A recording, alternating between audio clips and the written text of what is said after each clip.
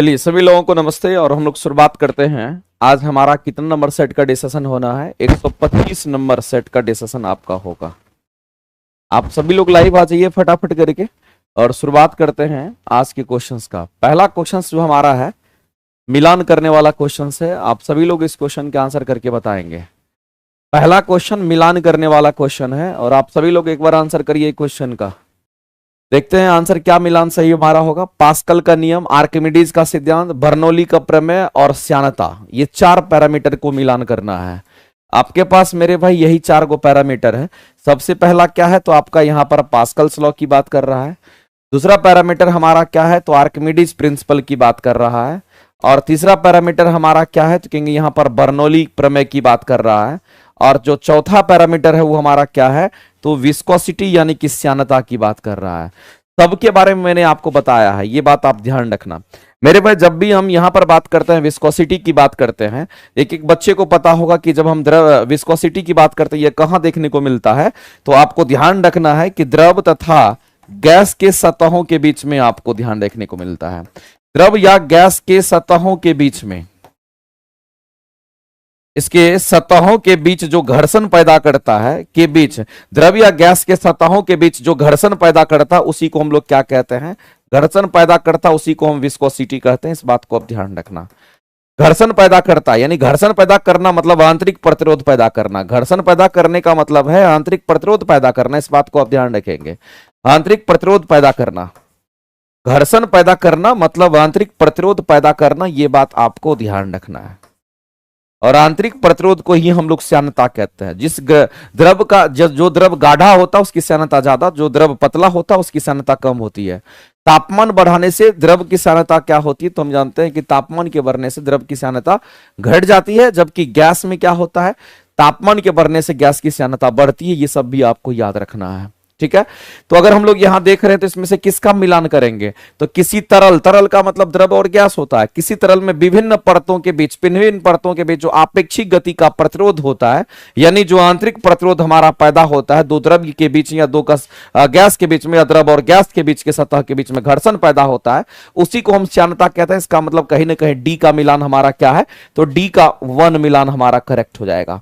इसका मिलान तो हमारा डी का 1 हो जाएगा, इसमें कोई दिक्कत नहीं। अब यहां पर डी का 4 दे रखा तो ये आंसर हमारा नहीं हो सकता, इसको चाट दीजिए। तो डी का हमारा यहां पे 1 है तो डी का हमारा यहां है 1 है। और कॉमन में अगर देखिए तो एक 2 नहीं भी मिलान करेंगे तो आंसर हमारा आ सकता है, लेकिन हम लोग जानते हैं कि हम सबका मिलान करेंगे। उसके बाद आता है हम लोग पास्कल के नियम की बात करते हैं। पास्कल नियम जो हमारा लागू होता है ये शांत द्रव के लिए लागू होता है। ये कैसे द्रव में लागू होता है तो आपको ध्यान रखना है, शांत द्रव में यह लागू होता है। इस बात को ध्यान रखना, ये शांत द्रव के लिए लागू होता है। और द्रव जो होना चाहिए हमारा कैसा, अश्यान द्रव होना चाहिए, या फिर असंपीड्य द्रव की हम बात करते हैं। वैसा द्रव होना चाहिए जो असंपीड्य हो, इस बात को ध्यान रखेंगे। असंपीड्य द्रव हमारा होना चाहिए, इनकंप्रेसिबल लिक्विड होना चाहिए, दबाने से भी ना दबे, वैसे द्रव में हमारा ये लागू होता है, हम जिसको पास्कल्स का लॉ कहते हैं। और इसी पास्कल्स लॉ के आधार पर हमारा कौन काम करता है तो हम लोग जानते हैं कि हाइड्रोलिक लिफ्ट वगैरह हमारा काम करता है। ये बात सभी लोग जानते होंगे कि हाइड्रोलिक लिफ्ट की बात कर लेते हैं। किसी भी चीज को अगर लिफ्ट कराना हो तो आप देखते होंगे गैरेज वगैरह में गाड़ी को उठाना होता है तो बटन दबाता गाड़ी उठ जाता है उतना भारी, क्योंकि मेरे भाई उसमें क्या होता है कि उस जो वायर होता है, मोटा सा जो वायर होता है उसके अंदर में लिक्विड भरा होता है, और एक जगह अगर प्रेशर बढ़ाते तो सब जगह का प्रेशर बराबर कर देता है, जिसकी वजह से वो हमारा क्या होता है आसानी से लिफ्ट कर जाता है। तो हाइड्रोलिक लिफ्ट हो गया, या फिर हाइड्रोलिक प्रेस की हम बात करते हैं। हाइड्रोलिक लिफ्ट हो गया, या फिर हम लोग हाइड्रोलिक प्रेस की बात करते हैं, या फिर हम लोग हाइड्रोलिक ब्रेक की बात करते हैं। ये सब हमारा पास्कल्स लॉ पर आधारित होता है। तो आप सीधा कहेंगे सर यहां पर द्रव चालित लिफ्ट बोला, ब्रेक की बात कर रहा, यहां पर hydraulic lift, hydraulic press, hydraulic brake भी हमारा इसी पर काम करता है। इस बात को ध्यान रखना। आज की डेट में आप देखते होंगे कि जितनी भी गाड़ी में ब्रेक होता है सब हाइड्रोलिक ब्रेक हमारा आता है। तो आपको ध्यान रखना सब पास्कल्स लॉ पर हमारा आधारित होता है। इसका मतलब है कि इसके मिलान जो होंगे हमारा क्या तो ए का मिलान हमारा 2 हो गया, जैसा कि हम लोग देख पा रहे थे। आगे हम लोग बात करने वाले हैं मेरे भाई, हम आर्किमिडीज का जो सिद्धांत है हम लोग कहां पे देखते हैं तो आर्किमिडीज का सिद्धांत जो हमारा काम करता है ठोस में काम करता है और द्रव में काम, सॉरी आर्किमिडीज का प्रिंसिपल जो काम करता है द्रव और गैस में काम करता है, ठोस में ये काम नहीं करता। इस बात को आप ध्यान रखेंगे। अगर हम आर्किमिडीज प्रिंसिपल की अगर बात करते हैं तो ये आपको द्रव में देखने को मिलेगा और साथ ही साथ ये आपको कहां पे, तो गैस में देखने को मिलता है। आर्किमिडीज प्रिंसिपल किसी ठोस में काम नहीं करता है। आर्किमिडीज का कहना था कि जब किसी द्रव में किसी ठोस को जब डुबाते हैं तो उस ठोस के भार में एक आभासी कमी आती है, और जो आभासी कमी आ रही कहीं ना कहीं उस द्रव के द्वारा लगाया गया नीचे से ऊपर उत्प्लावन बल के कारण आता है। तो उत्प्लावन बल का जो कंसेप्ट आया था वो हमारा आर्किमिडीज से ही निकल करके, इसका मिलान क्या हो जाएगा, 3 हमारा हो जाएगा। और बर्नौली प्रमेय एनर्जी कंजर्वेशन पर हमारा काम करता है। वेंचुरी मीटर की हम बात करते हैं, किसकी बात करते हैं, ये मेरे वेंचुरी मीटर हमारा एक डिवाइस होता है जो हम कहते हैं रेट ऑफ फ्लो को मापता है, यानी किस रेट से हमारा द्रव का प्रवाह होता है उसको वेंचुरी मीटर मापता है।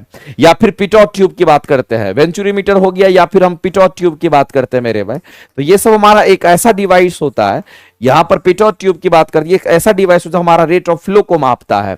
या फिर वायुयान का जो पंखे का आकार होता है, इस तरीके से पंखा का आकार बनाया जाता है, जहां पर प्रेशर कम होगा तो वहां पर वेलोसिटी ज्यादा होता है, तो प्रेशर कम और वेलोसिटी ज्यादा हो, और वैसी स्थिति में बर्नौली हमारा लगता है। तो हम लोग सीधा कहेंगे बर्नौली के लिए हमारा क्या होता है कि यहां पर 4 मैच कर जाएगा। तो मेरे भाई मिलान करना था 2 3 4 1 हमारा करेक्ट हो जाएगा। और 2 3 4 1 कहां है, तो 2 3 4 1 हमारा यहां पे ऑप्शन नंबर ए करेक्ट करेंगे। याद रखना कि बर्नौली प्रिंसिपल जो हमारा लागू होता है, ये बर्नौली हमारा एनर्जी कंजर्वेशन के लिए काम करता है, और ये वहां पे लागू होगा जहां दाब कम वेग उच्च, वेग अधिक, जहां वेग कम दाब अधिक होगा वहां पर उस कंडीशंस में हमारा ये हमेशा काम करता है। नोजल में काम करता है, डिफ्यूजर में काम करता है, वेंचुरी मीटर में काम करता है, पिटॉट ट्यूब में काम करता है, ये सब जगह पे हमारा बर्नौली लगता है। और घर की आंधी कारण घर की छतें उड़ जाती है, वो भी हमारा बर्नौली पर आधारित होता है। आप ट्रेन जब गुजरती है और ट्रेन के सामने आप खड़े रहते हैं और ट्रेन अगर आपको लगता है कि खींच लेगा अपने तरफ में, वहां भी बर्नौली हमारा काम करता है। लेकिन मेरे भाई आपको ध्यान रखना, जनरली जो बर्नौली होता है वो द्रव और गैस में ही होता है, इस बात को आप ध्यान रखेंगे। ठोस में बर्नौली हमारा काम नहीं करता है। इतना बात जानने के बाद हम लोग आगे बढ़ते हैं और अगला क्वेश्चन देखते हैं क्या कहता है। अगला क्वेश्चन हमारा व्यतिकरण और विवर्तन की घटना के बारे में बोला गया है कि यहां पर व्यतिकरण, प्रकाश के व्यतिकरण के बारे में बोला गया है। प्रकाश का व्यतिकरण हमारा होता है और साथ ही साथ प्रकाश का विवर्तन भी होता है, जिसको डिफ्रैक्शन ऑफ लाइट कहते हैं, विवर्तन की बात करते हैं। तो आपको 2 बात यहां समझना है कि यहां पर मेरे पास 2 चीज की चर्चा की गई है, एक तो व्यतिकरण, प्रकाश का व्यतिकरण, दूसरा प्रकाश का विवर्तन की घटना के बारे में निम्नलिखित में से कौन सा स्टेटमेंट हमारा यहां पर दोनों में अंतर स्पष्ट करता है, ये आपको बताना है कि दोनों अलग अलग फेनोमेना है, ये कौन बताएगा, ये आपको जानना है। तो सबसे पहले हम लोग अगर इंटरफेरेंस ऑफ लाइट की अगर बात करते हैं, यदि हम यहां पर प्रकाश के व्यतिकरण की बात करते हैं, जिसको हम लोग इंटरफेरेंस ऑफ लाइट कहते हैं, तो एक बात आप जान लीजिए कि इंटरफेरेंस ऑफ लाइट की घटना जो हमारी घटती है वो कहां घटती है। तो इंटरफेरेंस ऑफ लाइट जो हमारा होता है, साउंड में भी इंटरफेरेंस होता है। इंटरफेरेंस वैसे हमारा लाइट और साउंड दोनों जगह होता है, इस बात को आप जान लीजिए। इंटरफेरेंस की अगर हम बात करते हैं तो ये लाइट में भी होता है और साउंड में भी होता है। ये आपको लाइट में भी होता है और साथ ही साथ आपको यहां पर साउंड में भी होता है, ध्यान रखना।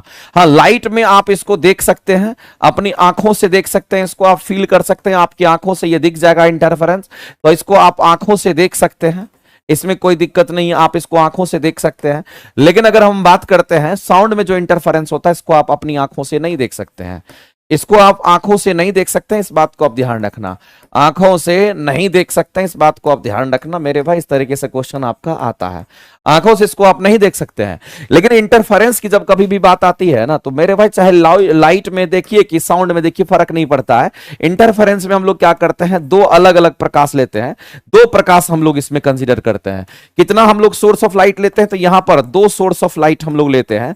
और ये जो 2 सोर्स ऑफ लाइट हमारा होता है, जो प्रकाश 2 सोर्स ऑफ लाइट सोर्स हमारा होता है, इसमें 2 गो सोर्स ऑफ लाइट होता है। ये कैसा होगा, तो सेम फ्रीक्वेंसी का होना चाहिए। ये कैसा होना चाहिए, कहेंगे हमारा सेम फ्रीक्वेंसी का होना चाहिए, इस बात को ध्यान रखना। ये सेम फ्रीक्वेंसी का, यानी कि फ्रीक्वेंसी सेम होना चाहिए, तभी देखने को मिलेगा। अब मेरे भाई इंटरफेरेंस की घटना कब घटती है, जब 2 सोर्स ऑफ लाइट क्या करता है, तो एक दूसरे पर सुपर इंपोज करता है। ये एक दूसरे पर क्या करता है, तो कहेंगे यहां पर एक दूसरे पर ये ओवरलैप कर जाता है, एक दूसरे के ऊपर चढ़ जाता है, एक दूसरे के ऊपर सुपर इंपोज कर जाता है, एक दूसरे के ऊपर ये क्या करता है, कहेंगे यहां पर सुपर इंपोज कर जाता है। सुपर इंपोज का मतलब क्या होता है, एक के ऊपर दूसरा चढ़ जाना, उसी को सुपर इंपोज कहते हैं। तो 2 सोर्स ऑफ लाइट एक दूसरे के ऊपर सुपर इंपोज कर जाता है, लेकिन जो 2 लाइट सोर्स हमारा होना चाहिए वो सेम फ्रीक्वेंसी का होना चाहिए, इस बात को आप ध्यान रखेंगे। ये इंटरफेरेंस का क्या है, तो हमारा यहां पर फेनोमेना होता है, इस बात को आप ध्यान रखेंगे। और दूसरी बात, अगर हम लोग यहां पर किसकी बात कर रहे हैं, विवर्तन की बात करते हैं, इसको हम लोग क्या कहते हैं, व्यतिकरण कहते हैं। हिंदी में इसको हम लोग क्या कहेंगे, तो इसको हम लोग व्यतिकरण कहते हैं। ये बात आपको ध्यान रखना। इसके बाद हमारे पास आता है विवर्तन के बारे में हम बात करते हैं। तो मेरे भाई एक बात आप जान लीजिए कि विवर्तन होता है, इसको हम लोग इंग्लिश में डिफ्रैक्शन कहते हैं।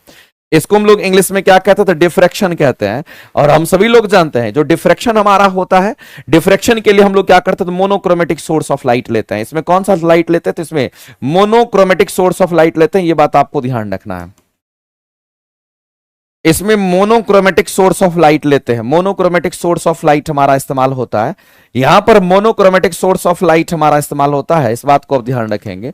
मोनोक्रोमेटिक सोर्स ऑफ लाइट का हम यहां पर इस्तेमाल करते हैं, इसमें कोई दिक्कत नहीं है। देखो मोनोक्रोमेटिक कहने का मतलब एक वर्णीय प्रकाश होता है। इसमें कैसे प्रकाश होंगे, तो ये हमारा एक वर्णीय प्रकाश होता है, इस बात को आप ध्यान रखना। इसमें एक वर्णीय प्रकाश हमारा यूज होता है। और जब भी डिफ्रैक्शन की घटना आपको देखने को मिलेगा तो कुछ इस तरीके से हमारा होता है। इसे मान लेते कि ये हमारा क्या है, इस तरह से हमारा एक प्लेट है, और इस प्लेट में यहां पर क्या कर दी, छोटा सा छिद्र कर दीजिए। और इससे अगर कोई भी प्रकाश किरणें को आप गुजारते हैं ना, कोई भी प्रकाश की किरणें अगर गुजरती है, तो मान लेते हैं यहां पर टॉर्च जला दिए, और इस टॉर्च से ये प्रकाश की किरणें क्या आ रही है, तो यहां से हमारा ये प्रकाश की किरणें जा रही है। तो पता चलेगा कि इस छेद से जैसे ही पास करेगा तो वो इस तरीके से हमारा क्या होता है, इस तरीके से हमारा वो फैल जाता है। इस तरीके से हमारा क्या होता है कि इस तरीके से हमारा वो फैल जाता है, चारों तरफ जो फैल जाता है, इसी घटना को डिफ्रैक्शन ऑफ लाइट कहते हैं। इसी को विवर्तन कहते हैं, इसी को हम लोग क्या कहते हैं, डिफ्रैक्शन ऑफ लाइट के नाम से जानते हैं। ये बात आपको ध्यान रखना है। तो विवर्तन के लिए क्या जरूरी है मेरे भाई, तो विवर्तन के लिए यहां पर एक ही सोर्स होता है, जबकि यहां पर दो दो को सोर्स होता है, और दोनों सोर्स की फ्रीक्वेंसी क्या होती है, सेम होती है।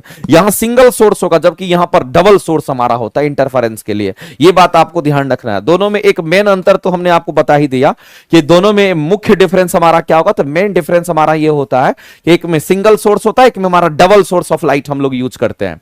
तो अब इसको हम लोग यहां पर समझते हैं, चूंकि दोनों में अंतर पूछा जा रहा है। तो व्यतिकरण में कह रहा है कि दो कलाबद्ध संबंध स्रोत यानी कि दो सोर्स ऑफ लाइट का हम लोग इस्तेमाल करते हैं। आने वाली तरंग का अध्यारोपण होता है, अध्यारोपण कहना सुपर इंपोज करता है। जबकि विवर्तन की अगर हम बात करते हैं, विवर्तन एक ही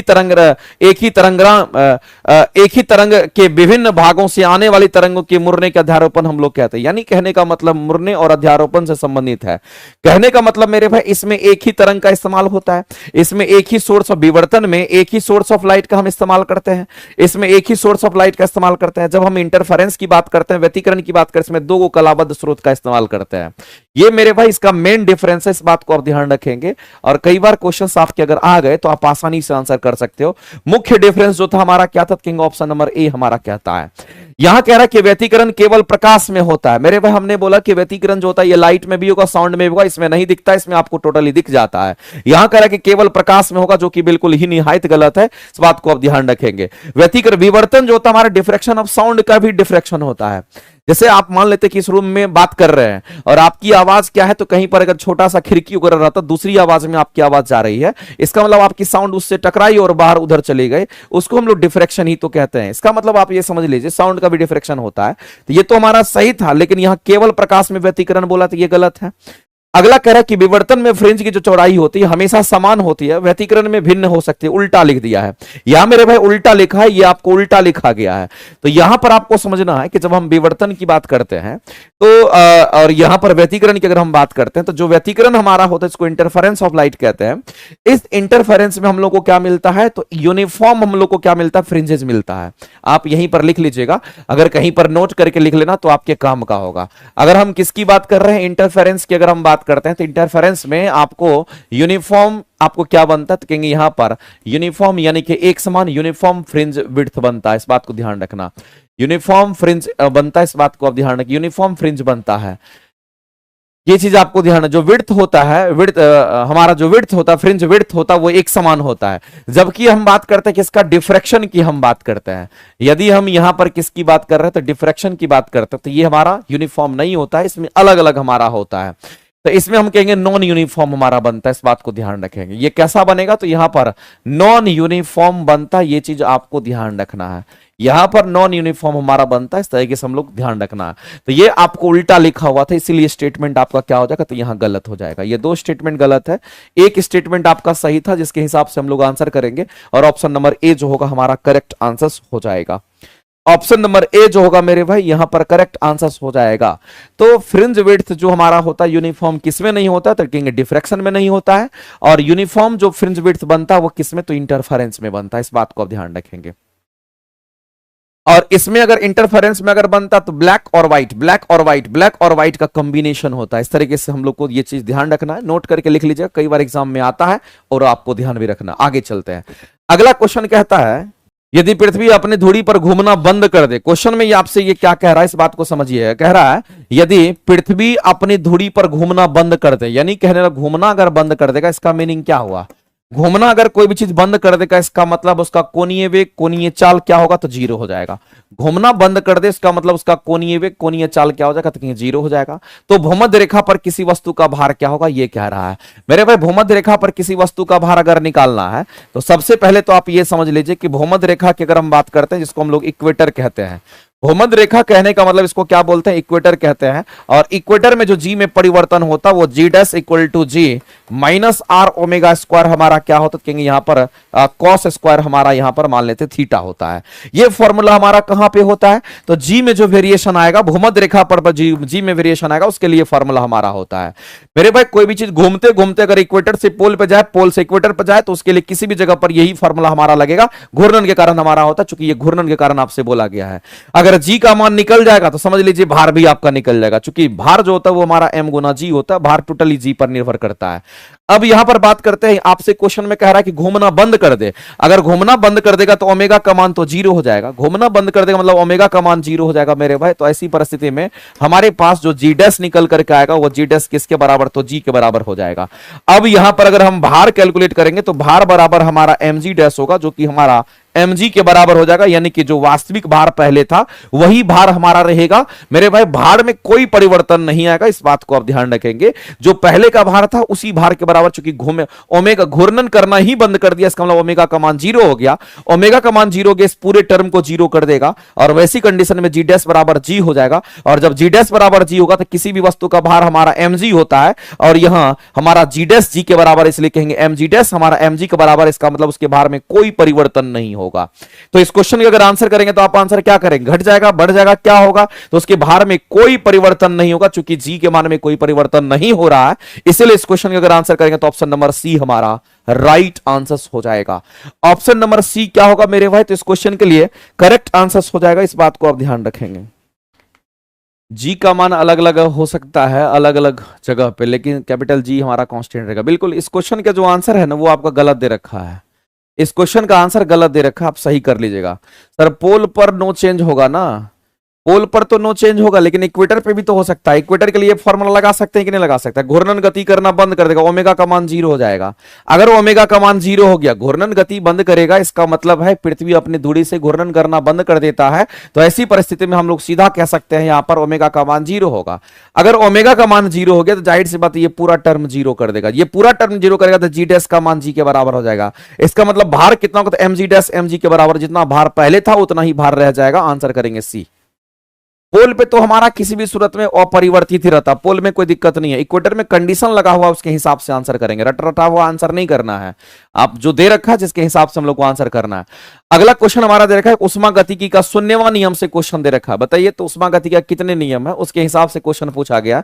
इस क्वेश्चन के आंसर आप लोग क्या करने वाले हो, आंतरिक ऊर्जा, एंट्रोपी, तापमान या फिर उपयुक्त में से कोई नहीं, या हमारा एक से अधिक आंसर होगा। तो हम सभी लोग जानते हैं उष्मा गतिकी का जो शून्यवां नियम होता है, इसको जेरॉथ लॉ ऑफ थर्मोडायनामिक्स कहते हैं।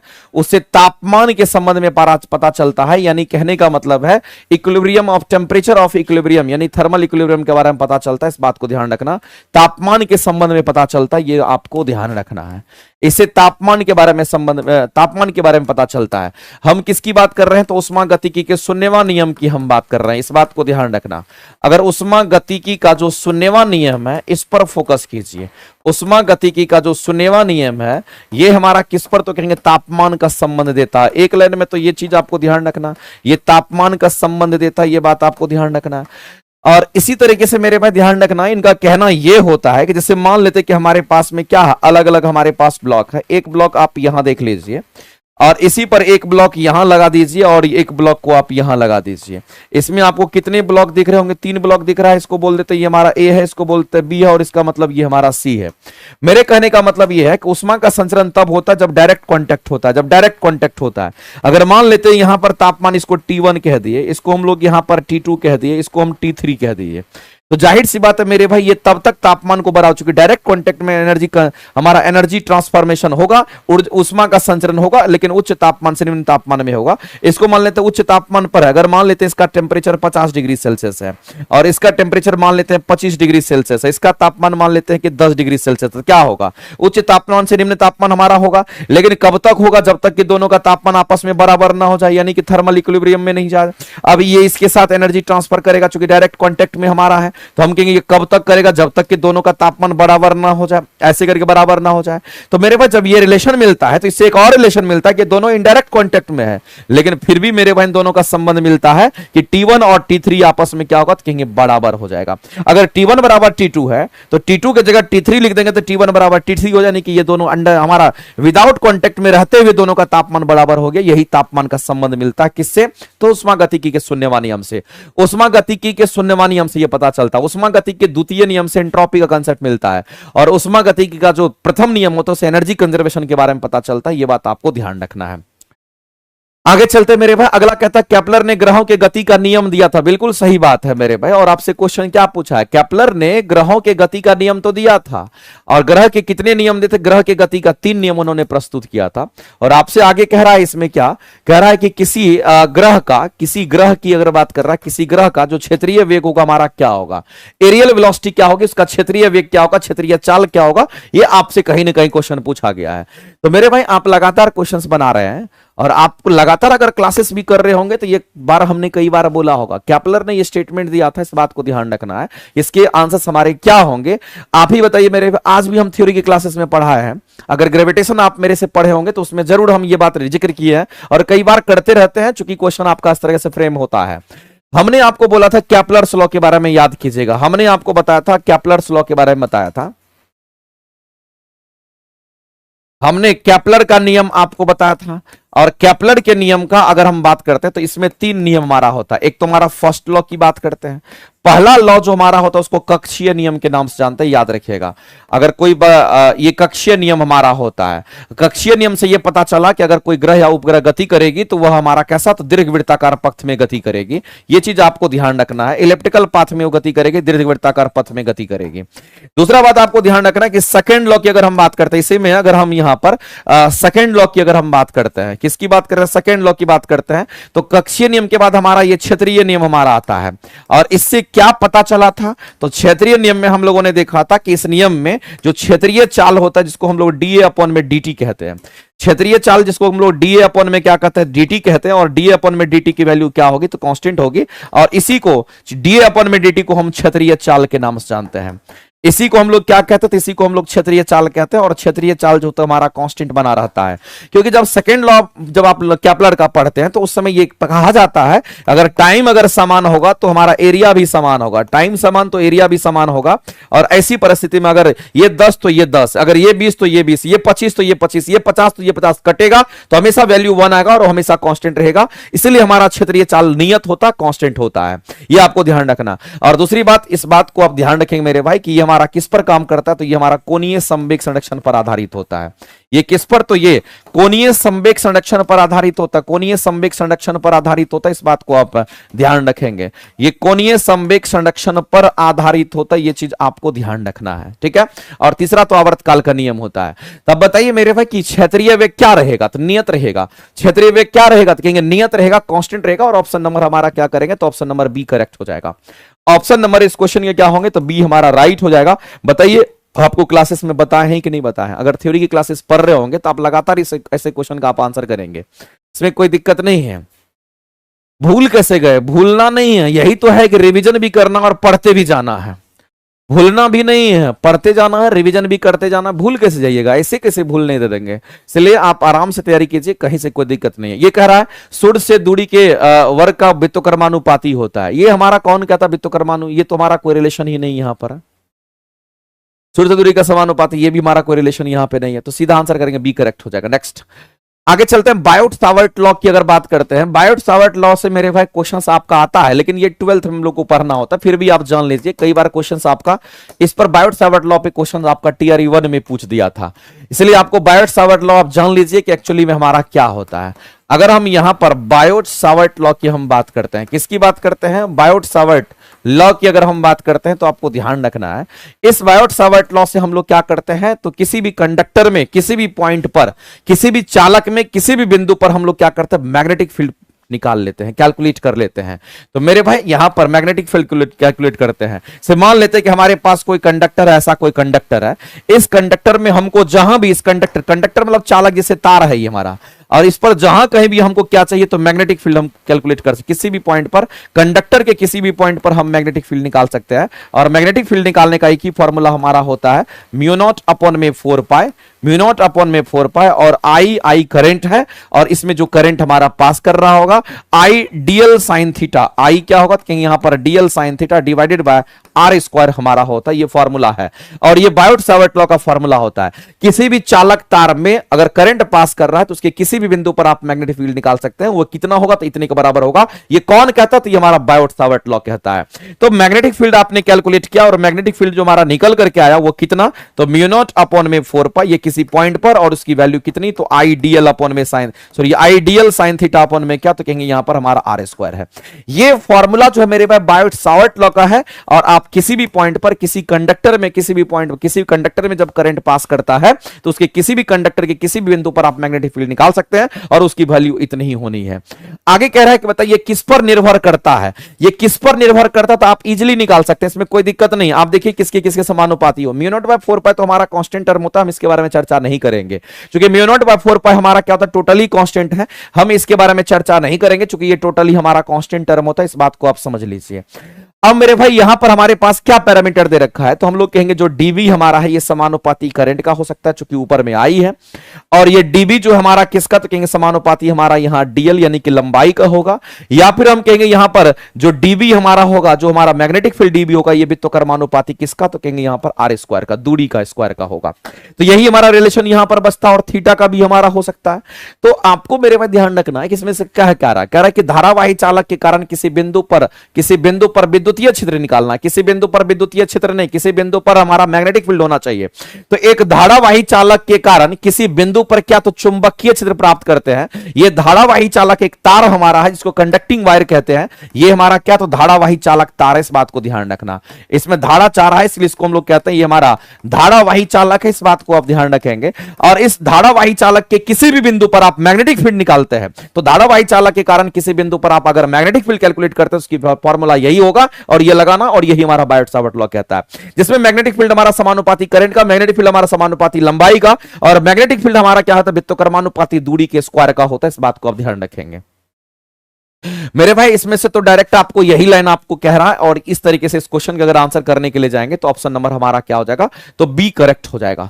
इस क्वेश्चन के अगर आंसर करेंगे तो ऑप्शन नंबर बी जो होगा हमारा किसी भी सूरत में राइट आंसर हो जाएगा, इस बात को ध्यान रखना। कई बार ये सब पूछता है, करंट बढ़ेगा मैग्नेटिक फील्ड बढ़ेगा, लंबाई ज्यादा होगा तो मैग्नेटिक फील्ड हमारा ज्यादा होगा, अगर दूरी ज्यादा होगा तो मैग्नेटिक फील्ड की वैल्यू क्या होगी, तो कहेंगे कम हो जाएगी, इस बात को आप ध्यान रखेंगे। यही हमारा बायोट सावर्ट लॉ होता है, इसका फॉर्मूला याद रख लीजिएगा, और ये क्या कहता है वो भी आपको ध्यान रखना है।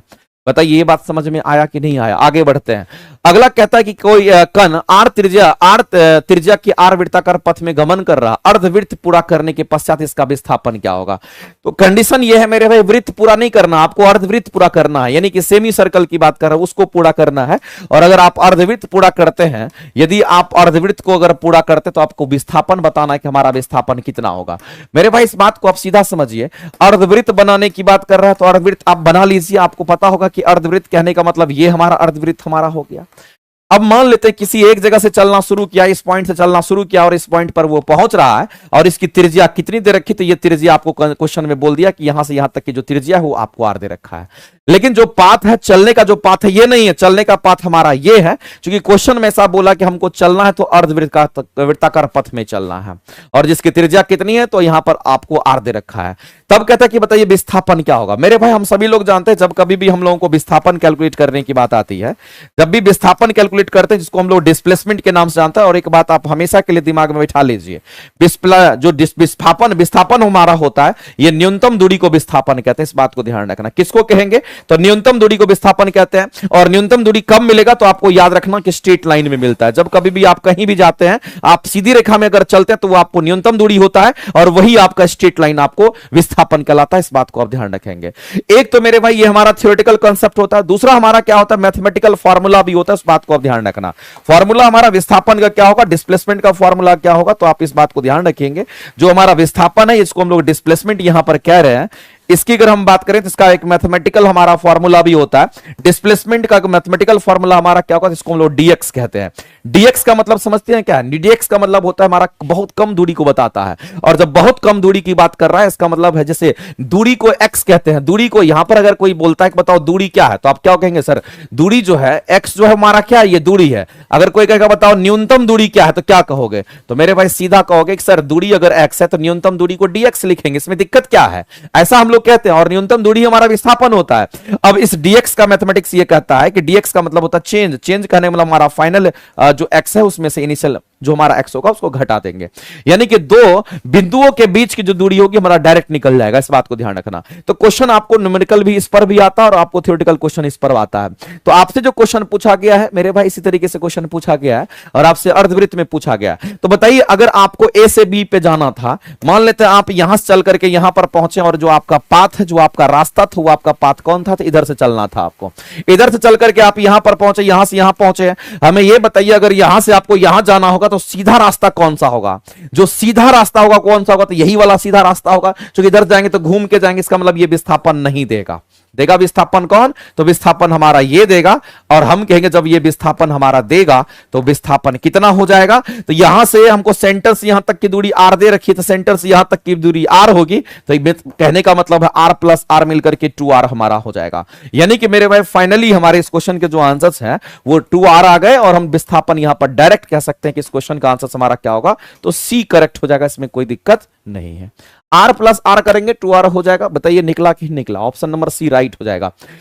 अगर यही चीज आपको दूरी पूछता तो दूरी आपको ऐसे जिधर से चले, देखिए दूरी का मतलब होता है आप जिधर चलिएगा वही काउंट कीजिएगा। दूरी का मतलब यह नहीं होता कि आप सीधा वाला निकाल दीजिए। दूरी का मतलब होता है कि आप जिधर जिधर चलिएगा वो दूरी लेना है, जो वास्तविक दूरी आप चलते हैं वो दूरी लेना होता है। अगर दूरी बोलता तो फिर हम कहते कि अगर पूरा घूम जाते तो 2πr घूमते, आधा घूमे तो कितना घूमे, πr घूमे। तो दूरी बोलता तो πr कहते, और विस्थापन बोला तो 2r कह दिए। मेरे भाई समझना, अगर कभी भी आपको दूरी अगर कैलकुलेट करता तो ये हमारा वास्तविक मार्ग की लंबाई को कहते हैं। जिधर से आप चले हैं वही लेना है। वास्तविक मार्ग की जो लंबाई होती है उसको लेना था तब। और वास्तविक मार्ग की लंबाई हमारा पूरा सर्कल नहीं चला, आधा सर्कल ही चला।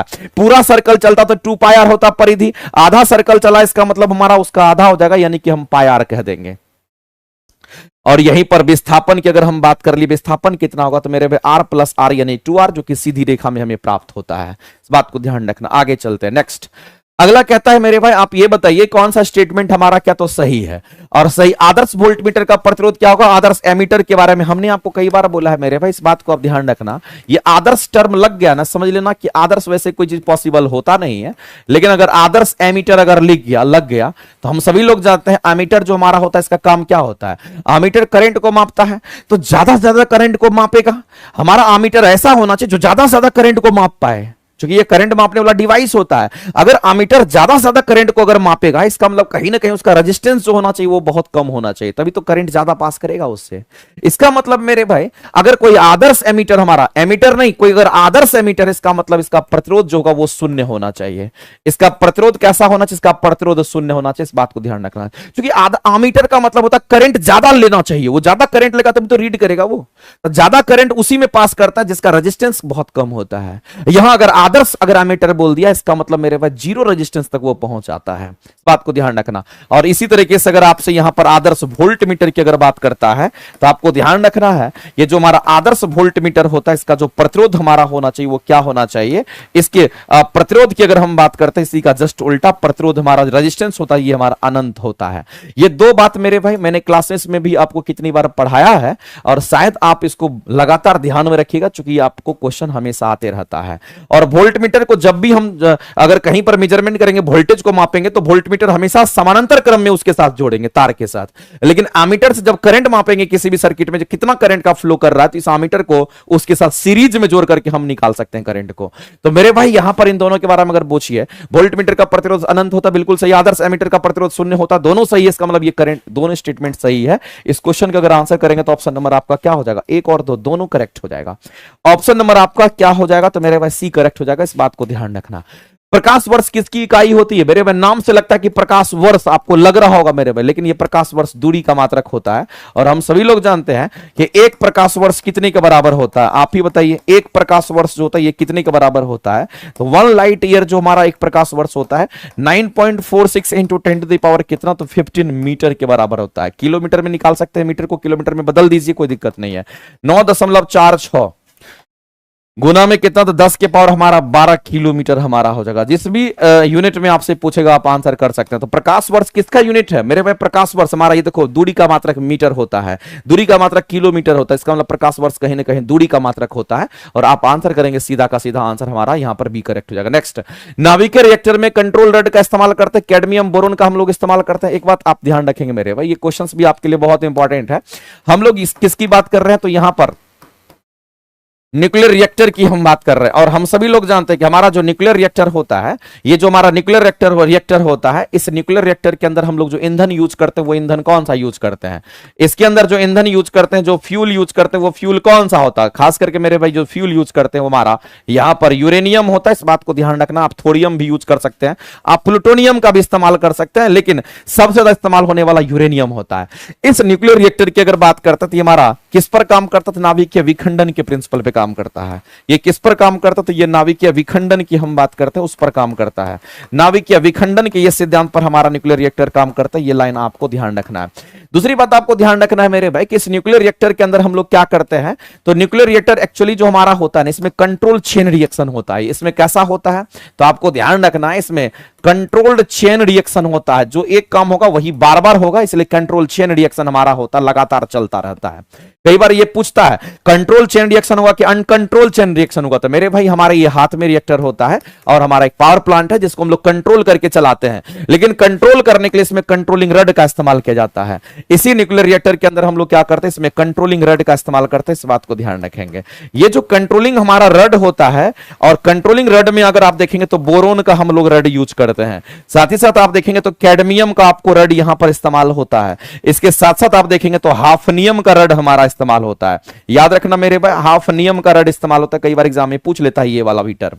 तो कंट्रोलिंग रड क्या करता है, तो मेरे भाई रिएक्शन को कंट्रोल करता है। तो न्यूट्रॉन को क्या करेगा, तो अवशोषित करके कंट्रोल करता है, इस बात को ध्यान रखना। ये क्या करता है, तो न्यूट्रॉन को अवशोषित कर लेता है। ये न्यूट्रॉन को क्या करता है, तो न्यूट्रॉन को ये अवशोषित कर लेता है, अपने अंदर समा लेता है, न्यूट्रॉन को अवशोषित कर रिएक्शन को कंट्रोल कर लेता है। ये रिएक्शन को क्या करता है, यहां पर कंट्रोल कर लेता है, इसीलिए मेरे भाई हम यहां पर लिखे हैं ये रिएक्शन को कंट्रोल कर लेता है, ये बात आपको ध्यान रखना है। इसलिए हम क्या लिखे हैं, तो यहां पर कंट्रोल्ड चेन रिएक्शन कहते हैं, इस बात को आप ध्यान रखेंगे। तो ये न्यूट्रॉन को क्या करेगा, तो अवशोषित कर लेता है, इस बात को ध्यान रखना, और रिएक्शन के रेट को कंट्रोल कर लेता है। इस क्वेश्चन का अगर आंसर करेंगे तो हम लोग ऑप्शन नंबर यहां पर इसी के साथ जाएंगे और ऑप्शन नंबर बी करेक्ट हो जाएगा। ऑप्शन जो है बी करेक्ट होगा। ये तो गति को धीमा मॉडरेटर का काम होता है, मंदक का काम होता है। न्यूट्रॉन को अवशोषित करना हमारा क्या होता है कि यहां पर हमारा कंट्रोलिंग रड का काम होता है। और विखंडन अभिक्रिया के दौरान, विखंडन हमारा श्रृंखला अभिक्रिया होता है। कैसा अभिक्रिया, चेन रिएक्शन। चेन रिएक्शन को हम लोग श्रृंखला अभिक्रिया कहते हैं, जो कि कंट्रोल्ड होता है, और उसको दर को कंट्रोल करने के लिए हम लोग क्या करते हैं, उसमें कंट्रोलिंग रड लगाते हैं, जो कि बोरोन का होता है, कैडमियम का होता है, हाफनियम का होता है, आप सभी लोग जानते हैं। आगे चलते हैं, अगला क्वेश्चन हम लोग देखते हैं क्या कहता है। अगला क्वेश्चन हमारे सामने है मेरे भाई, आप डायरेक्ट इस क्वेश्चन का आंसर कर सकते हैं, कोई दिक्कत नहीं। ठीक से पढ़े ही नहीं थे गुरुजी, नहीं पढ़े थे तो अभी भी क्लास कर लीजिए, बढ़िया से पढ़िए, मन से पढ़िए, इस बार रिजल्ट लेकर के जाइए। और मेरे भाई जमाना क्या कहता, फर्क नहीं पड़ता, आप मेहनत जोरदार तरीके से कीजिए, रिजल्ट आपका 110% होगा। नहीं होने का सवाल ही नहीं बनता, जो मेहनत करेगा उसका रिजल्ट नहीं होगा, इम्पॉसिबल। आप मेहनत कीजिए, आपका रिजल्ट 100% होगा। अगला क्वेश्चन हम लोग यहां पर देखते हैं मेरे भाई, कहता है कि एक पिंड जिसको यू वेग से कैसे फेंका गया, ऊर्ध्वाधर फेंका गया। ऊर्ध्वाधर का मतलब होता है सीधा ऊपर फेंका गया, और सीधा ऊपर की ओर फेंका गया। इसका मतलब यह हो गया कि कोई वस्तु हमारा है, कोई पिंड हमारा है, और उस पिंड को यू वेग से फेंका गया, ऊपर की ओर फेंका गया, और अधिकतम ऊंचाई कितनी होगी, यह क्वेश्चन पूछा गया। बहुत ही अच्छा क्वेश्चन है, बहुत ही सिंपल है, और आप आसानी तरीके से कर सकते हैं। अब मेरे भाई किसी भी चीज को फेंकना होगा नीचे से, तो पहले आप जमीन बना लीजिए, जमीन पर उस वस्तु को आप रख दीजिए, उस पिंड को रख दीजिए, और इस पिंड को जब आपको सीधा ऊपर फेंकने की बात कर रहा है, ऊर्ध्वाधर फेंकने की बात कर रहा है, इसका मतलब जमीन के साथ कितना डिग्री कोण बनाएगी, तो यहां पर 90 डिग्री कोण बनाती है। और जब ये ऊपर की ओर फेंका जाएगा तो जाहिर सी बात कुछ ना कुछ वेग से फेंका जाएगा, और उस समय का जो वेग दे रखा है उसमें यू वेग दे रखा है। और ऊर्ध्वाधर का मतलब सीधा ऊपर होता है, और इसको सीधा ऊपर इस तरीके से हमारा भेज दिया गया, इस तरीके से सीधा ऊपर इसमें, इसको सीधा ऊपर इस तरीके से इसमें भेज दिया गया। इसको मेरे भाई इस तरीके से देख रहे हैं, तो ये सीधा ऊपर हमारा गया, तो कहीं ना कहीं मान लेते कि यहां पर वो वस्तु पहुंचा होगा, तो ये जो हाइट है, ये हाइट क्या हो गया, तो हम कहेंगे मैक्स हो गया। जो हाइट है वो मैक्स हो गया, यानी कहने का मतलब यहां से चलना शुरू किया, यहां से चलना शुरू किया, और यहां पर जब वो पहुंचा तो उसकी हाइट अधिकतम हो गई, मैक्सिमम हाइट हो गया। मेरे भाई एक बात आप बताइए, हम आपसे जानना चाहते हैं, अगर किसी भी चीज को आप नीचे से ऊपर फेंकते हो तो ये अधिकतम ऊंचाई कब होगा, जब उसका अंतिम वेग, ऊपर ले जाने वाला वेग का मान क्या होगा, 0 हो जाएगा, तभी ये ऊपर ले जाने वाला वेग का मान 0 होगा, तब हम कहेंगे हाइट जो होगा ये हमारा क्या होगा, तो यहां पर मैक्स होगा, तभी ये मैक्सिमम हाइट हो सकता है। और मैक्सिमम हाइट पर, अधिकतम ऊंचाई पर अंतिम वेग 0 होता है, इस बात को आप हमेशा के लिए ध्यान में रखेंगे। और आपसे क्या पूछा गया, आपसे पूछा गया अधिकतम ऊंचाई कितनी होगी, ये पूछा गया है। मेरे भाई ये हमारा क्या मोशन अगेंस्ट ग्रेविटी है, ग्रेविटी नीचे काम कर रहा है, मोशन हमारा ऊपर की ओर हो रहा है। तो हम लोग यहां पर ऊंचाई की अगर बात करते हैं, हमारा इस फॉर्मूला होता है H equal to ut minus हमारा क्या हो जाएगा, कहेंगे यहां पर हाफ GT स्क्वायर हम आ जाएगा। नहीं तो इससे निकालिए, नहीं तो जिससे निकालना आप इससे भी निकाल सकते हैं। V स्क्वायर इक्वल टू क्या होगा, तो कहेंगे हमारा U स्क्वायर माइनस में करेंगे 2G इंटू हमारा H होगा। एक बात बताइए मेरे भाई, अगर हम कहेंगे अंतिम वेग का मान अगर 0 कर रहे हैं, अंतिम वेग का मान अगर 0 कर रहे हैं, अंतिम वेग का मान 0 कर रहे हैं, तो ये हाइट क्या होगा, मैक्सिमम हाइट हो जाएगा ना। इसका मतलब U स्क्वायर माइनस में 2G H क्या होगा, तो अब हमारा मैक्स हो जाएगा। आपसे मैक्सिमम हाइट कैलकुलेट करने की बात कर रहे हैं, तो मैक्सिमम हाइट कितना होगा, तो U स्क्वायर अपन में 2G हो जाएगा। ये एक फॉर्मूला बन गया। और कभी भी अगर क्वेश्चन आपको देता है कि किसी भी वस्तु को अगर हम फेंके, अगर वो अपने महत्तम ऊंचाई पर पहुंचेगा तो उसका महत्तम ऊंचाई कितना होगा, तो डायरेक्ट फॉर्मूला आप लगा सकते हैं, U स्क्वायर अपन में 2G होगा, कोई दिक्कत वाली बात नहीं है। ठीक है, तो मेरे भाई U स्क्वायर अपन में 2G, मैक्सिमम हाइट जो अटेन करेगा उसके लिए फॉर्मूला हमारा यहां पे बन जाएगा। आगे चलते हैं। अगला क्वेश्चन कहता है यहां पर कि आपको नाभिकीय संलयन अभिक्रिया में ईंधन के रूप में जिसको इस्तेमाल करते हो हमारा कौन सा है। जो लोग मेरे भाई लगातार केमिस्ट्री क्लासेस मेरा कर रहे होंगे, उनको ये क्वेश्चन हम तो क्लास में भी करवाए हैं, और नियुक्ति बैच वगैरह में भी शायद इस तरह के क्वेश्चंस आपके आए हैं, शायद उसमें भी हमने कराया है। और कितना अच्छा क्वेश्चन है, इसको समझिए गौर से। कह रहा है कि उपयोग नाभिकीय संलयन अभिक्रिया में, कहां पे, तो नाभिकीय संलयन अभिक्रिया की हम बात करते हैं। और नाभिकीय संलयन अभिक्रिया में किसके रूप में यूज कर रहे हैं, तो ईंधन के रूप में हम इस्तेमाल कर सकते हैं। ये क्वेश्चन आपसे पूछा गया है। मेरे भाई एक बात बताइए, एक तो नाभिकीय संलयन होता है, एक नाभिकीय विखंडन होता है। अभी आप क्लियर कर लीजिए, बहुत इंपॉर्टेंट चीज है, इस बात को आप समझिएगा। एक तरफ हमारा नाभिकीय संलयन अभिक्रिया होता है, नाभिकीय संलयन होता है, और दूसरी तरफ हम यहां पर लिख देते हैं नाभिकीय विखंडन होता है। तो एक हमारा नाभिकीय संलयन और एक समय हमारा क्या होता है, नाभिकीय विखंडन अभिक्रिया होता है। इस बात को आप सभी लोग समझिए। नाभिकीय संलयन अभिक्रिया जो हमारा होता है वो कहां पे होता है, तो नाभिकीय संलयन अभिक्रिया जो होता है मेरे भाई, हमारे सूर्य के चारों तरफ हमारा संलयन अभिक्रिया होता है, जिसको नाभिकीय संलयन कहते हैं। और उसमें नाभिकीय संलयन में जो भाग लेता है वो हमारा हाइड्रोजन भाग लेता है, और हाइड्रोजन के आइसोटॉप्स भाग लेते हैं। इस बात को आप ध्यान रखना। तो नाभिकीय जो संलयन अभिक्रिया होता है, इसमें हाइड्रोजन के आइसोटॉप्स भाग लेते हैं। इस बात को ध्यान रखना। इसमें कौन भाग लेता है, तो जो हाइड्रोजन के आइसोटॉप्स हैं वो भाग लेते हैं।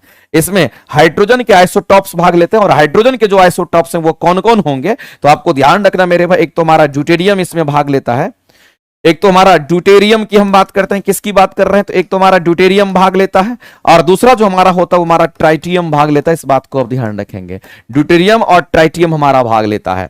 तो होता क्या है मेरे भाई, हम लोग जानते हैं नाभिकीय संलयन अभिक्रिया में छोटे छोटे नाभिक मिलकर के बड़े नाभिक का निर्माण करता है। तो ऐसी स्थिति में क्या करेगा, तो एक हाइड्रोजन हमारा ये हुआ जिसको हम लोग कह दिए ड्यूटेरियम, और दूसरा हाइड्रोजन हमारा क्या हुआ, तो कहेंगे यहां पर हमारा क्या होगा, तो हाइड्रोजन का आइसोटॉप्स हमारा 1s3 हो गया। और इससे क्या बना, तो दो हल्के हल्के नाभिक, दो छोटे छोटे नाभिक मिलकर के बड़े नाभिक का निर्माण करेगा, इसका मतलब ये हीलियम का निर्माण किया, और यहां पर परमाणु संख्या कितना 2, तो द्रव्यमान संख्या हीलियम का कितना 4 हो जाता है, और इससे कुछ न्यूट्रॉन बाहर निकलेगा, और वह न्यूट्रॉन हमारा इस तरीके से बाहर निकल गया, और मेरे भाई यहां पर हमें एनर्जी प्राप्त होगा। लेकिन जो एनर्जी हमें प्राप्त होगा, जो एनर्जी हमें प्राप्त होगा हैवी में प्राप्त होगा, हैवी अमाउंट ऑफ एनर्जी यहां से रिलीज करता है, ये बहुत अधिक मात्रा में एनर्जी का रिलीज यहां पर होता है। तो आपको ध्यान रखना है, सबसे अधिक अगर एनर्जी निकलता है तो नाभिक के संलयन में निकलता है। इसलिए आप देखते होंगे सूरज कितना गर्म हो जाता है, नाभिक के संलयन अभिक्रिया होती है, सूरज के चारों तरफ प्लाज्मा होता है, हाइड्रोजन किस अवस्था में, तो प्लाज्मा अवस्था में होता है, और सबसे अधिक एनर्जी वहीं से प्राप्त होता है। तो संलयन के दौरान ज्यादा एनर्जी मिलता है, जबकि विखंडन में थोड़ा कम एनर्जी प्राप्त होता है, इस बात को ध्यान रखेंगे। तो मेरे भाई यहां पर हाइड्रोजन के आइसोटॉप्स हमारा यूज होता है, जो कि ड्यूटेरियम और ट्राइटियम हमारा ईंधन के रूप में यहां पर इस्तेमाल होता है। ये सब किसके रूप में, तो ये सब हमारा ईंधन के रूप में यहां पर इस्तेमाल होता है संलयन अभिक्रिया में।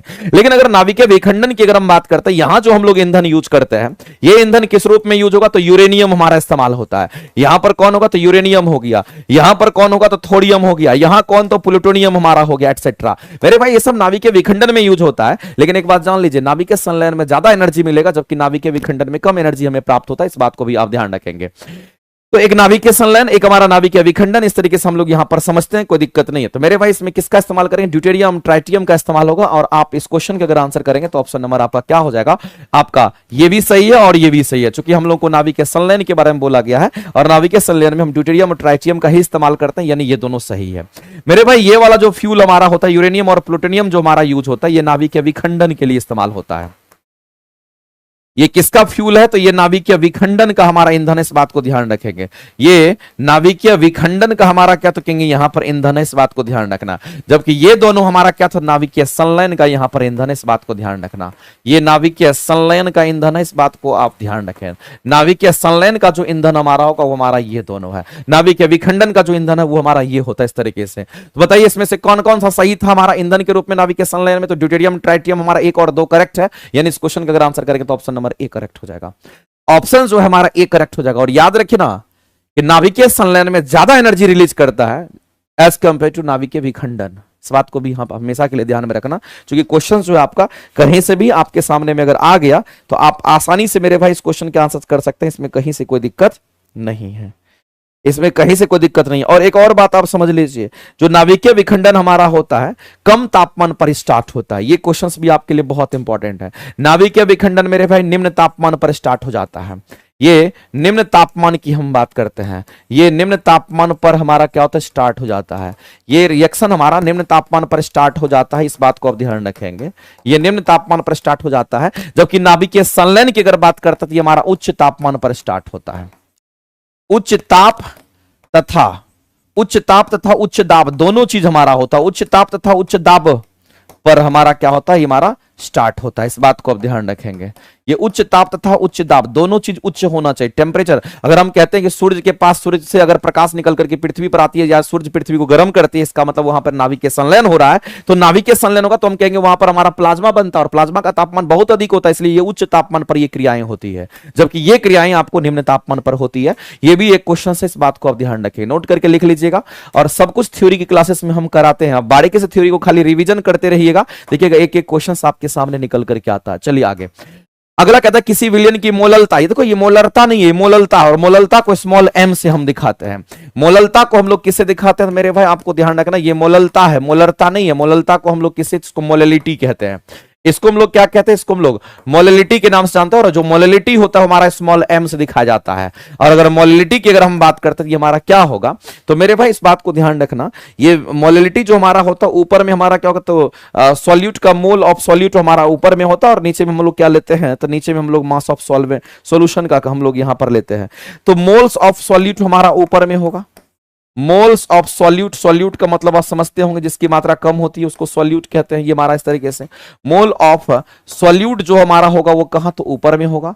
और नीचे में हमारा सॉल्यूशन होता है, नीचे में मास ऑफ सॉल्यूशन हम लोग लेते हैं, नीचे में मास ऑफ क्या लेंगे, तो हम लोग यहां पर सॉल्यूशन लेते हैं। लेकिन मास ऑफ सॉल्यूशन किस में, तो केजी में लेते हैं।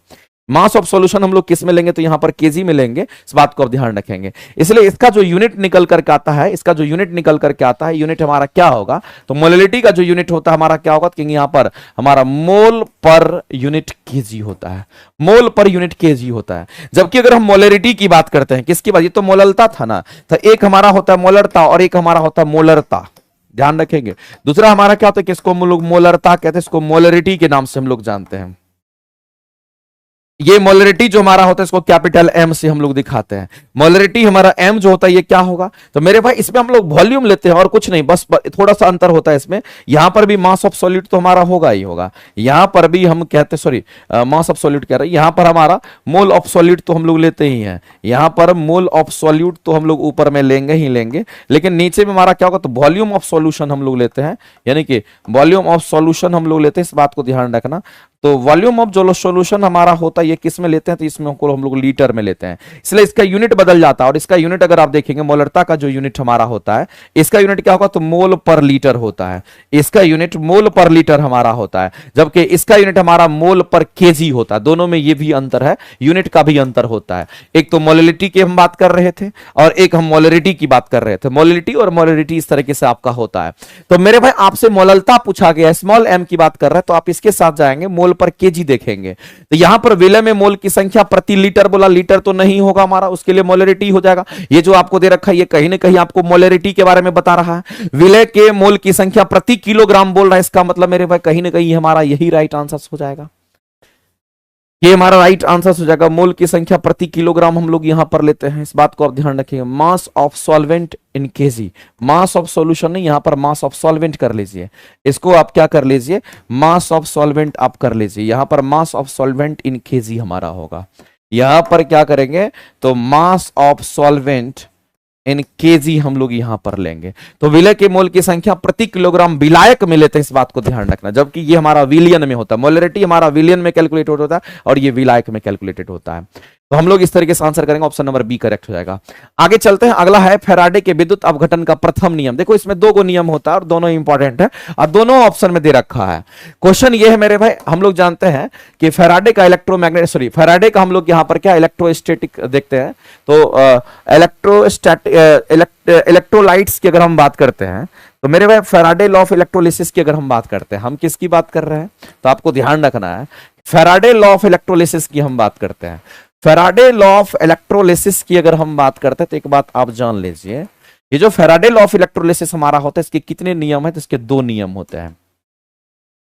इसके कितने नियम है मेरे भाई, तो इसके दो नियम आपको ध्यान रखना है। और आज से मेरे भाई दो नियम आपको ध्यान रखना चाहिए। अगर हम फर्स्ट लॉ की बात करते हैं, दूसरा हमारा क्या, तो कि हम सेकंड लॉ की बात करते हैं। दोनों इंपॉर्टेंट है, दोनों के बारे में आपके ऑप्शंस में दे रखे हैं। अगर फर्स्ट लॉ क्या कहता है, फर्स्ट लॉ ये कहता है कि कैथोड हो कि एनोड हो, दोनों पर जो हमारा चार्ज जमा होगा वो हमारा उसके मास के समानुपाती चार्ज जमा होता है।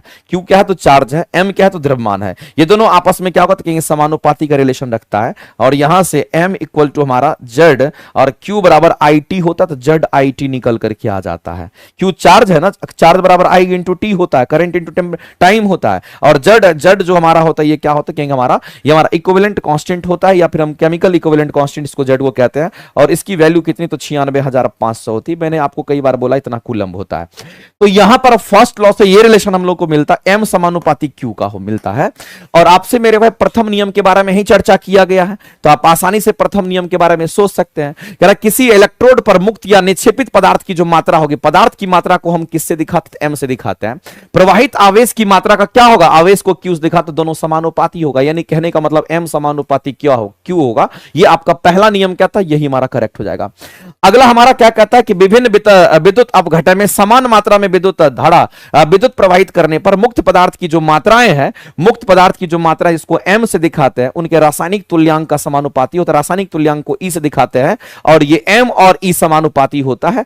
एम और ई क्या यहां समानुपाती का रिलेशन रखता है, ये हमारा कौन कहता है, तो ये हमारा इसका सेकंड लॉ कहता है।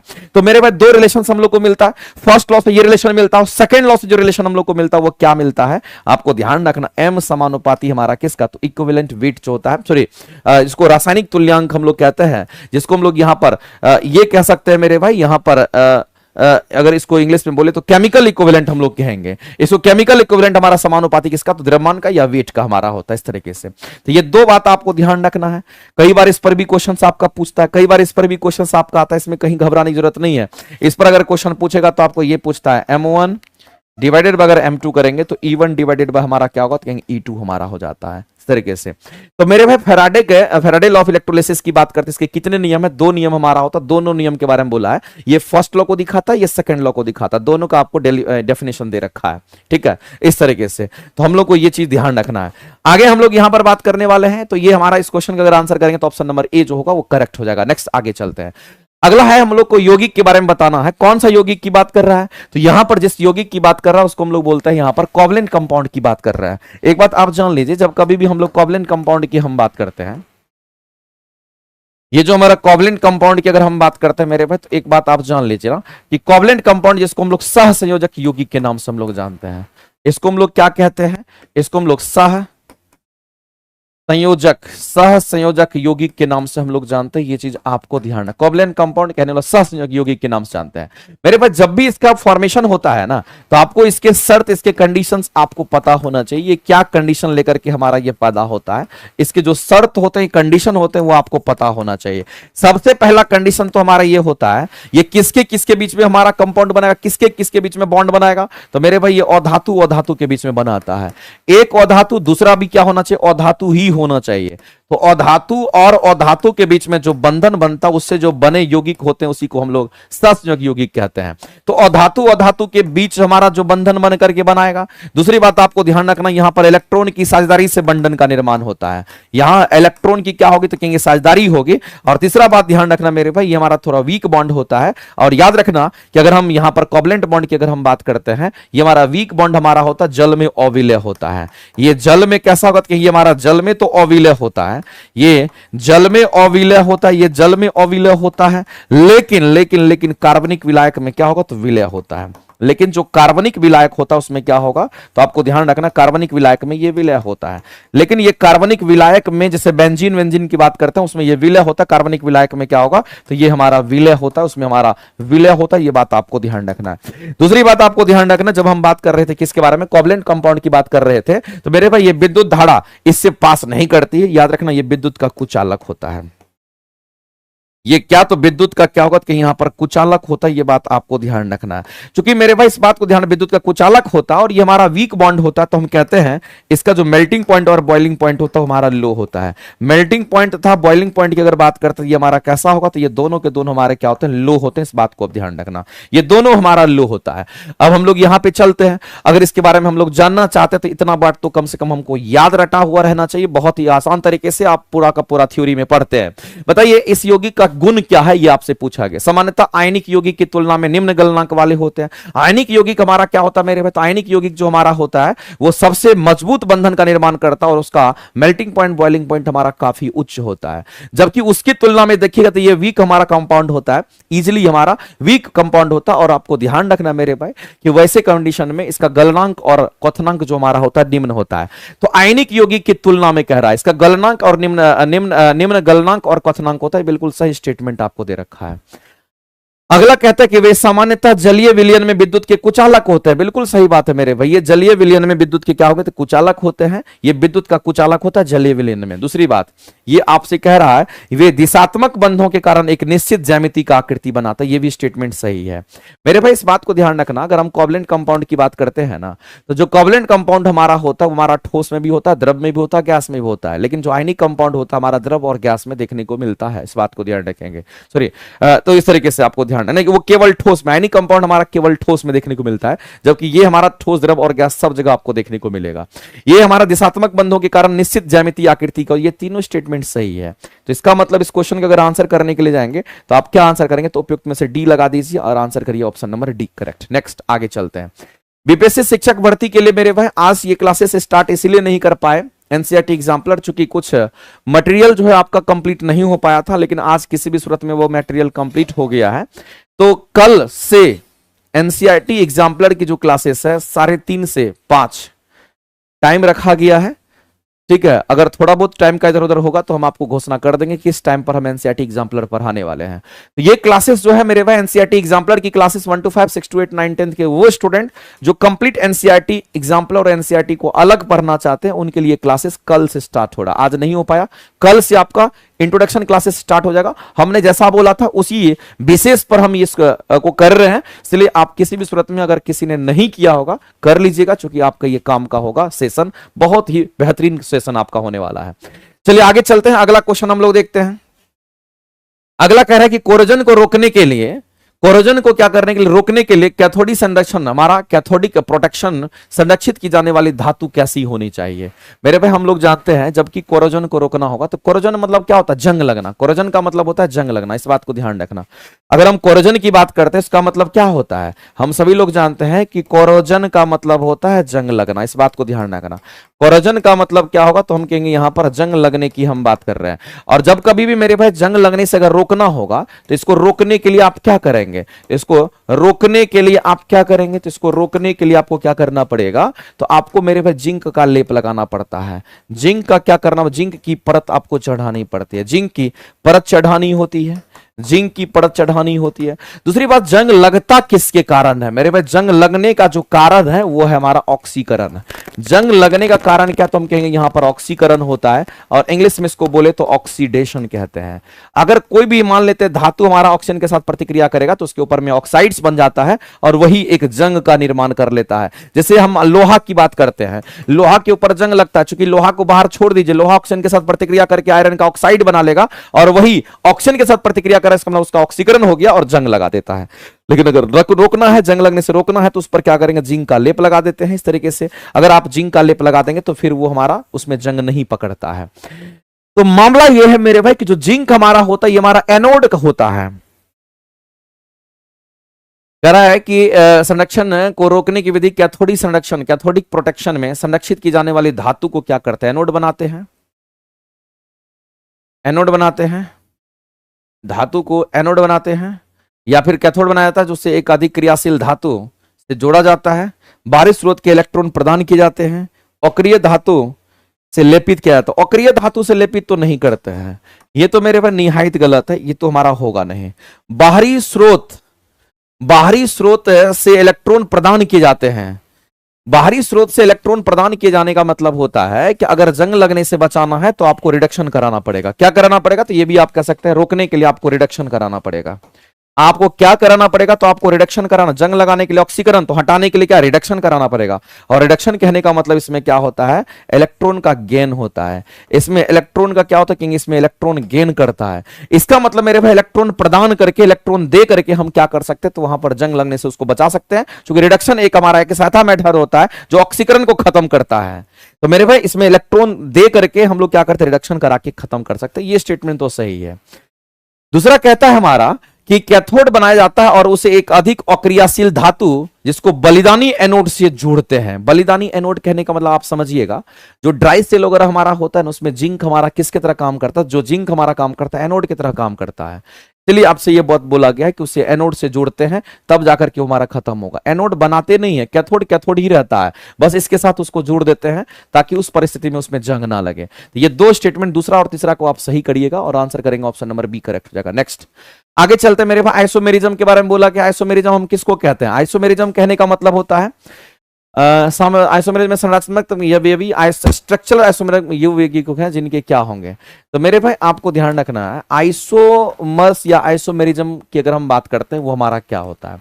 तो सबसे पहला चीज तो आपको आइसोमर समझ में आना चाहिए, जिसको समावयवी के नाम से हम लोग जानते हैं, जिसको हम लोग क्या कहते हैं, समावयवी के नाम से जानते हैं। ये हमारा आइसोमर होता है। लेकिन आइसोमर हम उसको कहते हैं, आइसोमर हम उसको कहते हैं, क्या होता है आइसोमर में, तो आपको ध्यान रखना केमिकल फॉर्मूला सेम होगा लेकिन स्ट्रक्चर अलग अलग होता है। इसका केमिकल फॉर्मूला क्या होगा, क्योंकि इसका जो केमिकल फॉर्मूला होता है ये सेम होता है। इसके केमिकल फॉर्मूला की अगर बात करते हैं ये कैसा होगा, क्योंकि यहां पर सेम होता है। जबकि इसका स्ट्रक्चर जो बनता है वो कैसा होता है, क्योंकि इसकी संरचना जो होती है, स्ट्रक्चर जो होता है हमारा कैसा होगा, तो वो डिफरेंट होगा। स्ट्रक्चर डिफरेंट होगा, उसी को हम लोग कहते हैं, इस बात को ध्यान रखना। तो मेरे भाई अणुसूत्र तो समान होंगे, केमिकल फॉर्मूला मतलब अणुसूत्र तो समान होंगे, लेकिन संरचना सूत्र हमारा भिन्न होगा। पहला ही स्टेटमेंट यहां पर दे रखा है और आंसर करेंगे ऑप्शन नंबर ए आपका करेक्ट हो जाएगा। दूसरा यहां पर गलत दे रखा है और इस तरीके से हम आंसर क्या करेंगे, ऑप्शन नंबर ए आपका राइट हो जाएगा। कोई भी आप एलिमेंट में आप देख लीजिए, आप उसका आइसोमर निकाल सकते हैं। अगला क्वेश्चन कहता है कि ग्लूकोज और फ्रक्टोज हमारा क्या है। तो मेरे भाई ग्लूकोज और फ्रक्टोज हमारा मोनोमर होता है। ये क्या है, तो इसको हम लोग कहते हैं, यहां पर ग्लूकोज दे रखा है, मोनोसेक्राइड, सॉरी मोनोमर नहीं, मोनोसेक्राइड्स हम लोग कहेंगे। ये दोनों के दोनों मोनोसेक्राइड्स हैं। और आप तो जानते होंगे मेरे भाई कि ग्लूकोज की हम बात करते हैं, फ्रक्टोज की हम बात करते हैं, ये सब क्या है, ये सब मोनोसेक्राइड्स का हमारा एग्जाम्पल्स होता है। इस बात को आप ध्यान रखेंगे, ये सब मोनोसेक्राइड्स के हमारे क्या है, तो एग्जाम्पल्स होते हैं। तो इस क्वेश्चन का अगर आंसर करेंगे तो ऑप्शन नंबर सी आपका करेक्ट हो जाएगा, क्योंकि दोनों के दोनों क्या है, तो मोनोसेक्राइड्स हैं। इस बात को आप ध्यान रखेंगे। जैसा कि अगर हम बात करते हैं कि अगर मान लेते हैं कि ग्लूकोज है और ग्लूकोज में फ्रक्टोज को मिला दीजिए, तो इससे क्या बनेगा, तो सुक्रोज बनता है। इससे क्या बनेगा, सुक्रोज बनता है। तो ये मोनोसेक्राइड, ये भी मोनोसेक्राइड, दो मोनोसेक्राइड मिलेगा तो मेरे भाई यहां पर डाइसेक्राइड बनेगा। इसका मतलब ये डाइसेक्राइड है। ये सुक्रोज जो बन करके आया, ये क्या बन करके आया, ये मेरे भाई यहां पर डाइसेक्राइड की हम बात करते हैं, ये डाइसेक्राइड बन गया। जबकि ये मोनोसेक्राइड है, ये भी मोनो है, ये दोनों के दोनों क्या है, मोनोसेक्राइड। ये भी क्या है, तो ये भी मोनोसेक्राइड है। तो दो मोनोसेक्राइड के मिलने से डाइसेक्राइड का निर्माण होता है। इस बात को आप समझिए। तो मेरे भाई जब डाइसेक्राइड्स की हम बात करते हैं वो कौन कौन होता है, तो आपको एग्जांपल्स याद रहना चाहिए। जैसे हम सेक्राइड की बात, डाइसेक्राइड में सेक्राइड हमारा हो जाएगा, इस सेक्राइड की हम बात कर लेते हैं। साथ ही साथ हम लोग कहेंगे यहां पर हमारा कौन सा हो जाएगा, लैक्टोज भी हमारा इसी में शामिल होगा। लैक्टोज की हम बात करते हैं, किसकी बात करेंगे, लैक्टोज, लैक्टोज भी हमारा होगा और हमारा माल्टोज भी इसमें हमारा होगा। ये माल्टोज भी हमारा हो जाता है। तो ये सब डाइसेक्राइड्स हमारे होते हैं। पॉलीसेक्राइड में तो हमारा स्टार्च हो जाएगा, पॉलीसेक्राइड में हमारा स्टार्च होगा।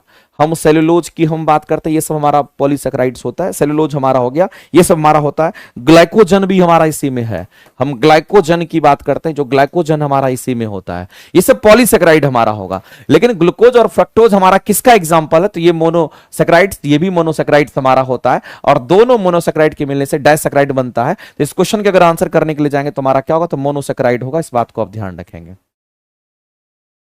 और मोनोसेक्राइड में क्या होता है, एक दूसरे के जो फंक्शनल ग्रुप हमारे होते हैं वो हमारे आइसोमर, यानी कि एक फंक्शनल ग्रुप की अगर हम बात करते हैं, दे फंक्शनल आइसोमर्स, यानी ये अगर हम बात करते हैं ग्लूकोज और फ्रक्टोज जो होता है, ये दोनों के दोनों क्या शो कर रहा है, तुम्हारा फंक्शनल आइसोमेरिज्म को शो करता है। फंक्शनल आइसोमेरिज्म में क्या होगा, तो केमिकल फॉर्मूला सेम होगा, लेकिन दोनों में फंक्शनल ग्रुप अलग अलग होता है। इस बात को आप ध्यान रखेंगे, इसीलिए मेरे भाई ये चीज बोला गया है। तो मोनोसेक्राइड्स हैं, लेकिन एक दूसरे का क्या होगा, तो हमारा फंक्शनल आइसोमेरिज्म हमारा ये दोनों होता है। आगे चलते, किसी गतिमान पिंड के लिए विस्थापन और दूरी का जो आंकिक अनुपात होता है क्या होता है। तो विस्थापन और दूरी की अगर बात करते हैं, ये चीज हम लोगों को ध्यान रखना है। अगर हम यहां पर विस्थापन की बात करते हैं तो न्यूनतम दूरी विस्थापन कहते हैं, और दूरी, तो मेरे भाई ये रिलेशन हम लोगों को ध्यान रखना है कि दूरी जो होता है ना, किसी भी सूरत में हमारा क्या होगा, तो विस्थापन से हमेशा ज्यादा होता है, हमेशा ज्यादा होगा। और एक बराबर की स्थिति भी पैदा हो सकती है, बराबर और ज्यादा दोनों होता है। लेकिन आपसे जो अनुपात पूछा है वो विस्थापन और दूरी का अनुपात पूछा है, आपसे विस्थापन और दूरी का अनुपात पूछा है। एक काम करते हैं, विस्थापन और दूरी का अनुपात अगर निकालना है तो दोनों तरफ दूरी से डिवाइड कर देते हैं। यहां भी दूरी से आप, ये रिलेशन तो होता ही होता है, लेकिन यहां पर दूरी से आप डिवाइड कर दीजिए, दूरी बटा दूरी, और यहां पर विस्थापन बटा दूरी निकल करके आ जाएगा। तो मेरे भाई हमको विस्थापन बटा दूरी चाहिए ना, इसकी वैल्यू तो 1 हो जाएगी, तो यहां तो 1 हो गया। ये हमारा इस तरीके से हम कहते हैं कि हमारा ये विस्थापन ऊपर में और नीचे में हमारा क्या कहेंगे, दूरी। और रिलेशन हम लोग को किसका चाहिए, तो विस्थापन और दूरी का चाहिए था। इसी चीज को अगर हम लिखना चाहते हैं तो हम ऐसे भी लिख सकते हैं, ये इसको लिख सकते हैं हम लोग क्या, विस्थापन, और नीचे में हमारा क्या कहेंगे, यहाँ पर दूरी, और ये हमारा क्या कहेंगे, लेस देन इक्वल टू हमारा 1 होगा। लेस देन इक्वल टू हमारा क्या होता है, यहाँ पर 1 होगा। हम लोग जानते हैं कि दूरी ज्यादा होगा और विस्थापन कम होता है। विस्थापन न्यूनतम दूरी को कहते हैं, ये ज्यादा ये कम, तो उसकी वैल्यू 1 से कम ही होगी। और 1 के बराबर कब होगा, जब दूरी और विस्थापन हमारा एक ही होता है, तब ऐसी परिस्थिति में होगा। लेकिन आपको ध्यान रखना है कि ये हमारा कैसा होगा, तो 1 से कम भी होगा, 1 के बराबर भी होगा। तो हम दोनों कंडीशन लेकर के चलेंगे, क्योंकि दोनों कंडीशंस को सेटिस्फाइड करेगा। तो आंसर करेंगे ऑप्शन नंबर हमारा सी करेक्ट हो जाएगा। ऑप्शन हमारे सी राइट हो जाएंगे। नेक्स्ट अगला मेरे भाई, फर्मेंटेशन की प्रक्रिया में अंतिम इलेक्ट्रॉन स्वीकारता कौन है, ये आपसे पूछा गया। सबसे पहले तो आप ये समझ लीजिए, फर्मेंटेशन का जो प्रोसेस हमारा होता है, ये ग्लूकोज बना, सॉरी फर्मेंटेशन हमारा किसके लिए इस्तेमाल होता है, तो हमारा ये अल्कोहल बनाने की विधि होती है। इस बात को ध्यान रखना। किण्वन विधि की अगर हम बात करते हैं तो आपको ये बात जान लेना है मेरे भाई, किण्वन विधि से हम लोग क्या बनाते हैं, जो किण्वन विधि हमारा होता है इसको शराब बनाने की विधि कहते हैं, ध्यान रखेंगे। ये कैसी बनाने की विधि, तो इसको हम लोग शराब बनाने की विधि को किण्वन विधि कहते हैं। शराब बनाने की जो विधि होती है उसको किण्वन विधि हम लोग कहते हैं। और इसमें एक्चुअली में क्या करते हैं, हम लोग ग्लूकोज लेते हैं जिसको C6H12O6 के नाम से हम लोग देखते हैं, और इसमें मिलाते क्या है, तो इसमें हम लोग ईस्ट मिलाते हैं जो कि एक प्रकार का खमीर होता है, कवक होता है। जैसे ही आप इसमें ईस्ट मिलाएंगे तो ये ईस्ट से निकलता है जैमीज एंजाइम। इसी ईस्ट से कौन सा एंजाइम का सिक्रेशन होता है, इसी से मेरे भाई जाइमेज एंजाइम का सिक्रेशन होता है। ये कौन सा एंजाइम, जाइमेज एंजाइम। अब क्या करेगा, तो इसको तोड़ता है, और जब ग्लूकोज टूटेगा तो ऐसी परिस्थिति में मेरे भाई यहां पर इथाइल अल्कोहल का निर्माण होगा, C2H5OH का निर्माण होगा, 2 से मल्टीप्लाई कर दीजिए, और कुछ कार्बन डाइऑक्साइड गैस को भी ये क्या करता है, तो बाहर करता है। तो ये जो आपको C2H5OH दिख रहा है ना, ये कार्बनिक अणु हमारा है। ये कैसा अणु है मेरे भाई, तो ये कार्बनिक कंपाउंड है, इस बात को आप ध्यान रखेंगे। ये एक ऑर्गेनिक कंपाउंड होगा, ये कार्बनिक कंपाउंड, ये कार्बनिक अणु हमारा है, इस बात को आप ध्यान रखेंगे। ये कैसा अणु है, तो ये हमारा कार्बनिक अणु होगा, ये हमारा कार्बनिक अणु होगा। तो यहां पर किण्वन विधि में आपसे पूछा गया है कि प्रक्रिया में अंतिम इलेक्ट्रॉन को स्वीकार कौन करता है, अंतिम इलेक्ट्रॉन को अगर स्वीकार कौन करता है वो आपसे पूछा गया है। ऑक्सीजन की बात तो चर्चा ही नहीं करेंगे, यहां पर ऑक्सीजन का यहां चर्चा नहीं करेंगे। श्वसन की क्रिया में हमारा ऑक्सीजन जो है तो वो हमारा इलेक्ट्रॉन को स्वीकारता है, यहां ऑक्सीजन का चर्चा ही नहीं करेंगे, क्योंकि ये बिना ऑक्सीजन का हमारा ये रिएक्शन होता है। ये एनएरोबिक रेस्पिरेशन हमारा होता है, इस बात को ध्यान रखें। अवायवीय श्वसन की क्रिया इसमें होती है।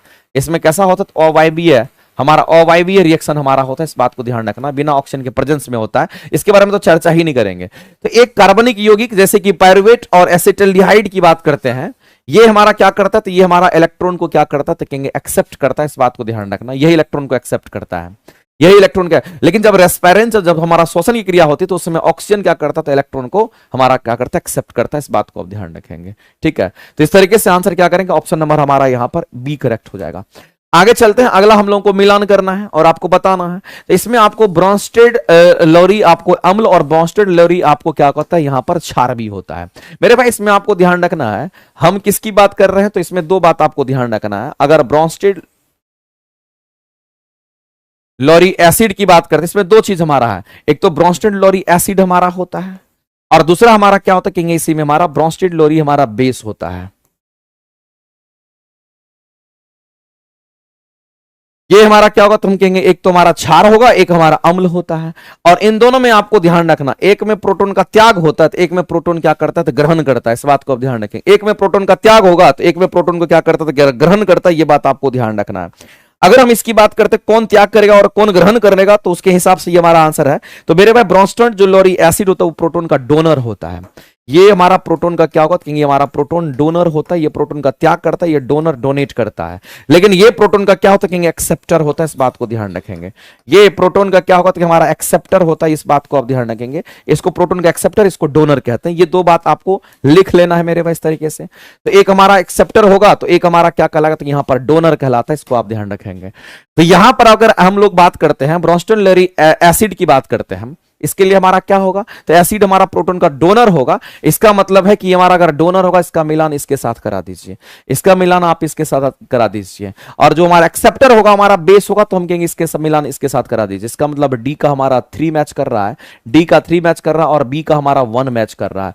बी का 1 डी का 3, बी का 1 डी का 3, बी का 1 डी का 3, बी का 1 डी का 3, बी का 1 डी का 3, एक ही बार में मिल गया, आंसर करेंगे ऑप्शन नंबर ए।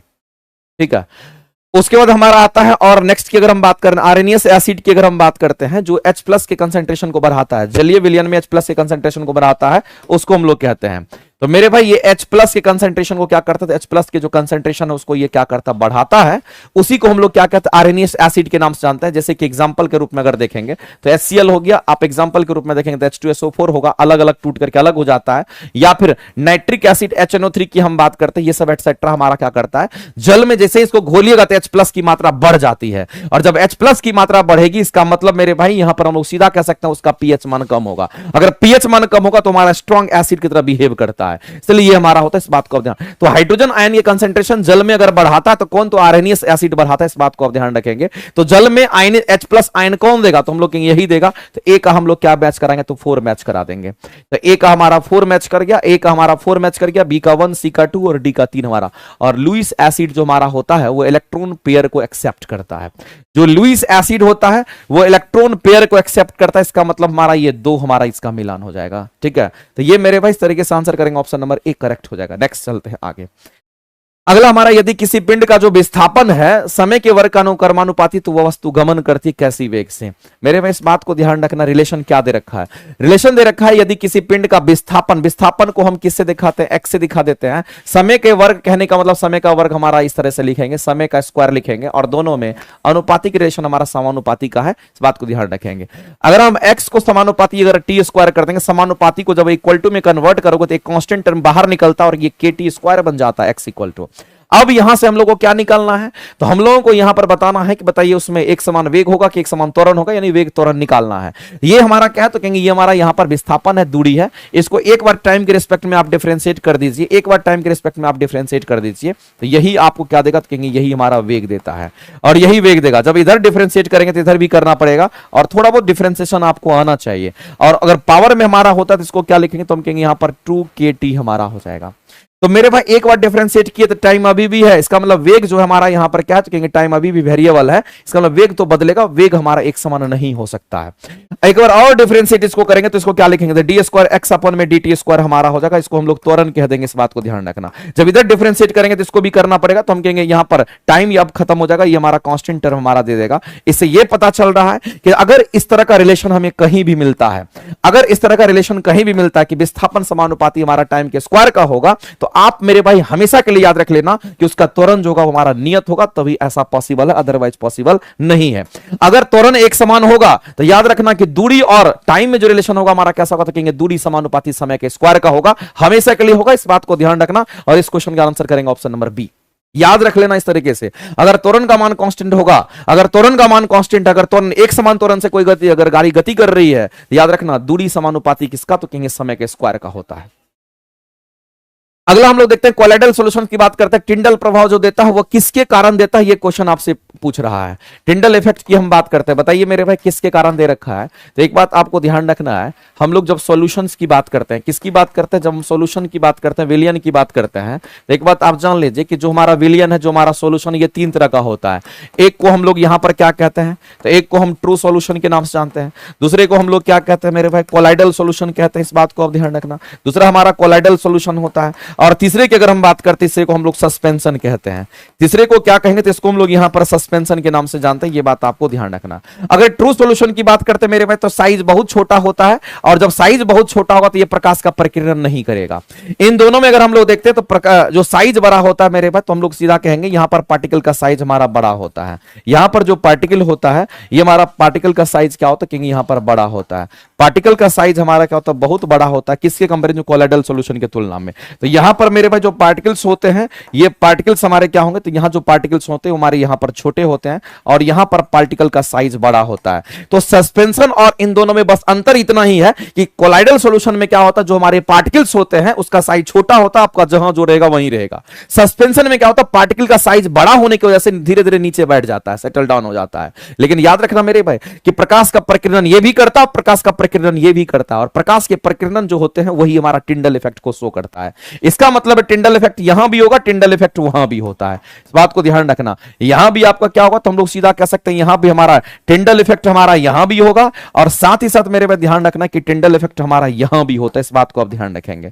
इन दोनों जगह पे हम लोग कहेंगे कैसा इफेक्ट होगा, कहेंगे हमारा टिंडल इफेक्ट होता है, इस बात को आप ध्यान रखेंगे। और टिंडल इफेक्ट जो शो करता है उसमें प्रकाश का प्रकीर्णन होता है। इसमें क्या होगा, कहेंगे इसमें प्रकाश का प्रकीर्णन होता है, ये बात आपको ध्यान रखना है, प्रकाश का प्रकीर्णन होता है। यहां भी टिंडल इफेक्ट होगा, इसका मतलब यहां भी क्या होगा, कहेंगे यहां भी हमारा प्रकाश का क्या होगा, कहेंगे यहां भी प्रकाश का प्रकीर्णन होता है। ये बात आपको मेरे भाई किसी भी सूरत में आपको ध्यान रखना है। दूसरी बात यहां ध्यान रखना, अगर ट्रू सॉल्यूशन की बात करते हैं तो जो ट्रू सॉल्यूशन उसमें साइज इतना छोटा होता है, इतना छोटा कि होमोजेनेटिकली होता है, ये होमोजीनियस होता है। ये कैसा होगा मेरे भाई, ये मिक्सचर हमारा होमोजीनियस होता है, और यहां पर टिंडल इफेक्ट शो नहीं होता है। यहां पर अगर देखेंगे तो यहां कोई टिंडल इफेक्ट हमारा नहीं दिखता है, इस बात को ध्यान रखेंगे। यहां पर कोई भी टिंडल इफेक्ट तो हमारा नहीं दिखता है, यहां कोई भी टिंडल इफेक्ट की अगर हम बात करते हैं तो यहां टिंडल इफेक्ट हमारा शो नहीं करता, ध्यान रखना ट्रू सॉल्यूशन में। लेकिन इन दोनों सॉल्यूशन में टिंडल इफेक्ट आपको दिखता है, लेकिन साइज में अगर अंतर होगा तो इसका साइज ज्यादा बड़ा है, इसका साइज थोड़ा छोटा होता है। लेकिन आपको ध्यान रखना ये दोनों के दोनों हमारा कैसा मिश्रण बनाते हैं, इसको हेट्रोजीनियस मिक्सचर कहते हैं। ये हमारा हेट्रोजीनियस मिक्सचर हमारा कहलाता है, इस बात को आप ध्यान रखिए। ये हमारा हेट्रोजीनियस मिक्सचर होता है, जबकि ये होमोजीनियस, हमारा ट्रू सॉल्यूशन होमोजीनियस होता है। तो आपसे कह रहा है कि बताइए टिंडल इफेक्ट को दर्शाने के लिए साइज हमारा कैसा होना चाहिए। टिंडल इफेक्ट हमारा कोलाइडल के कण छोटा आकार का, कोलाइड के कण का प्रकाश का मेरे भाई जब कभी भी टिंडल इफेक्ट होता है तो प्रकाश के प्रकीर्णन के कारण होता है, इस बात को ध्यान रखना। ये किसके कारण होगा? तो प्रकाश के प्रकीर्णन। तो प्रकाश के प्रकीर्णन के कारण होता है, इस बात को आप गांठ बांध लीजिए।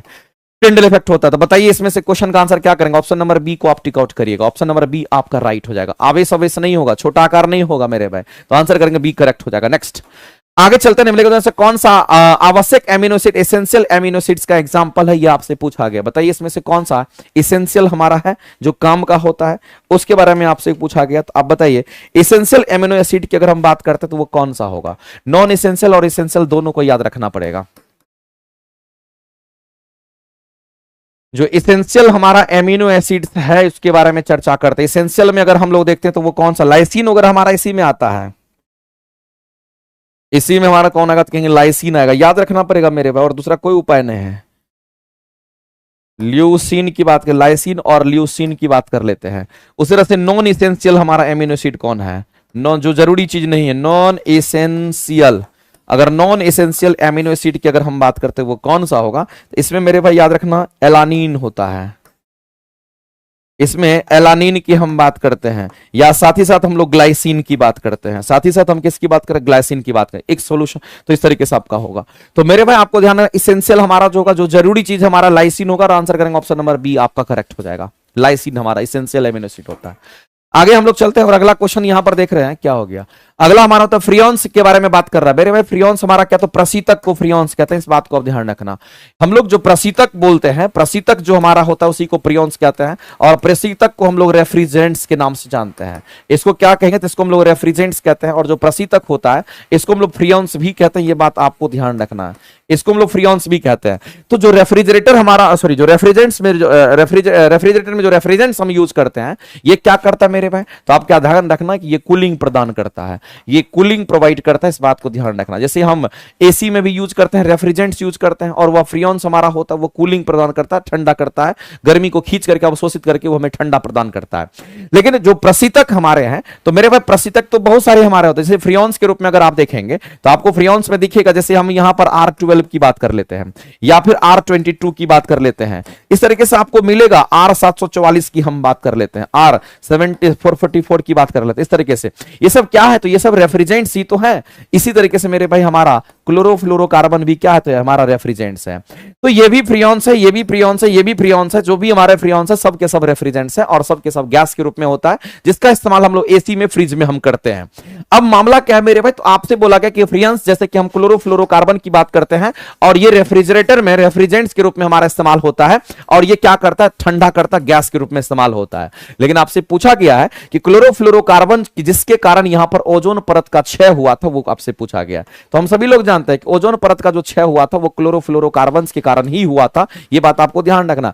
क्या क्लोरोफ्लोरोकार्बन कीटनाशक? नहीं। क्लोरोफ्लोरोकार्बन क्या है? तो ये प्रशीतक है, और या फिर हम कहेंगे एरोसोल, हमारा प्रणोदक, जो कि हमारा एरोसोल यहां पर हम कहेंगे प्रोपेलेंट्स के रूप में हमारा इस्तेमाल होता है। ये हमारा करेक्ट आंसर हो जाएगा।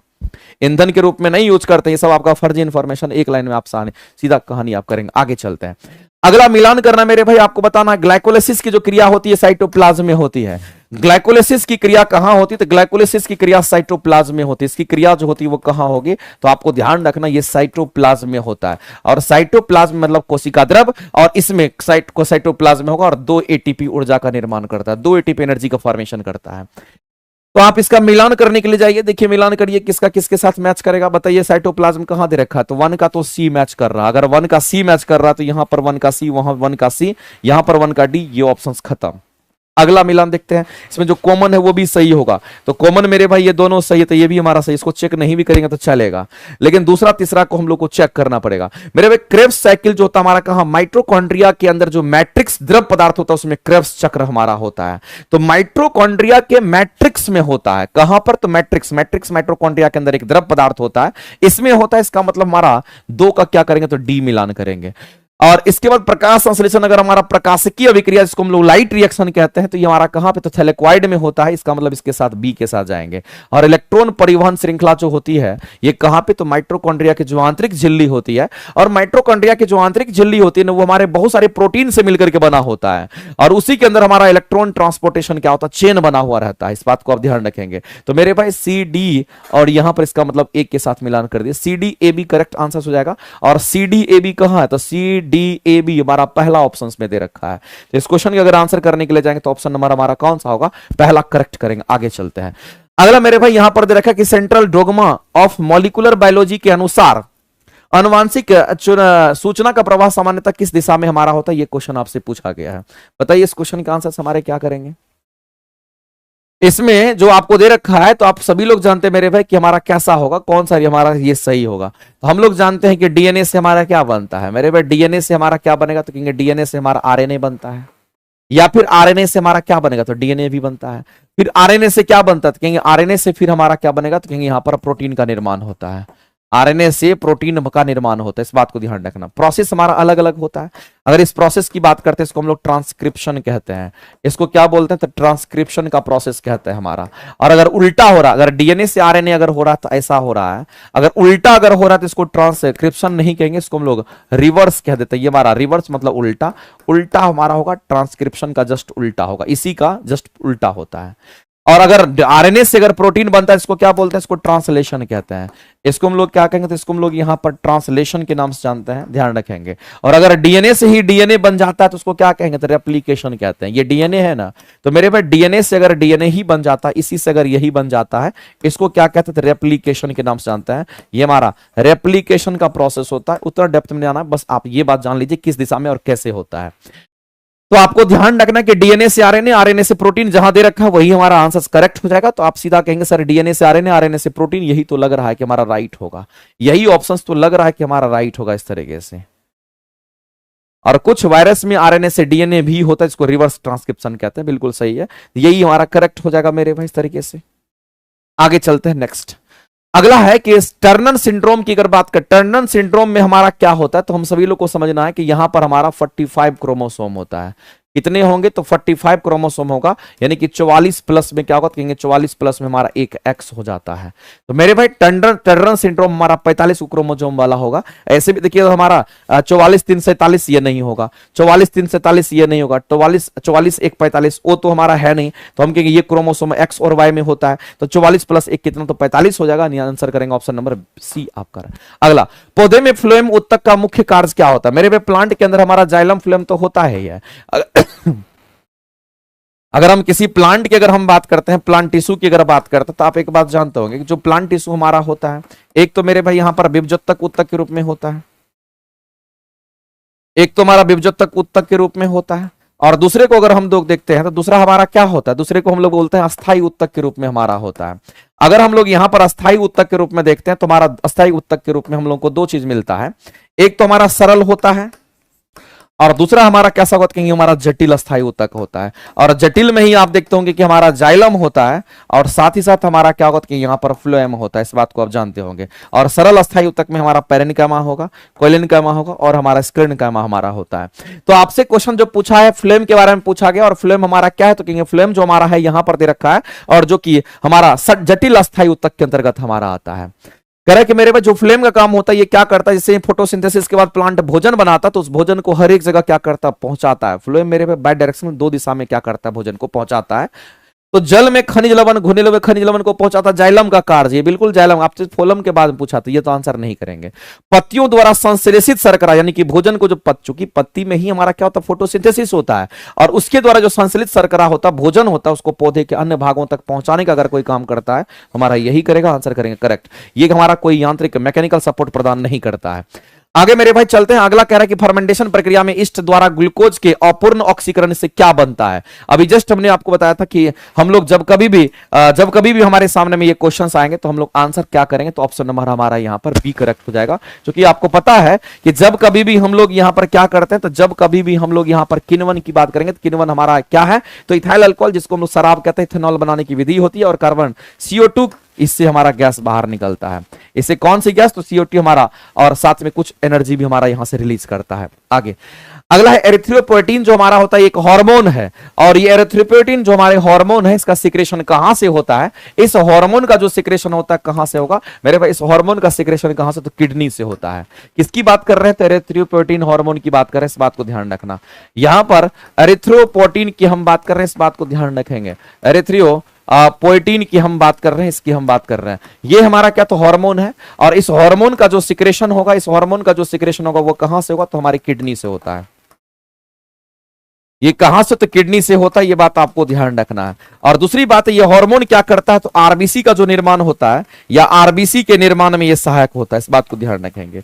ये आरबीसी जो रेड ब्लड सेल होता है, उसके निर्माण में ये क्या करता है? ये सहायक हो, निर्माण करता नहीं, उसके निर्माण में ये सहायक होता है, इस बात को ध्यान रखना। चूंकि मेरे पास बात को ध्यान रखना, ये क्या करता है? तो जो लाल रक्त कोशिका के उत्पादन को क्या करता? प्रेरित करने का काम करता है, बात को ध्यान रखना। और मुख्य रूप से कहां से स्रावित होता है? तो हमारी किडनी से होता है, इस बात को आप ध्यान रखेंगे।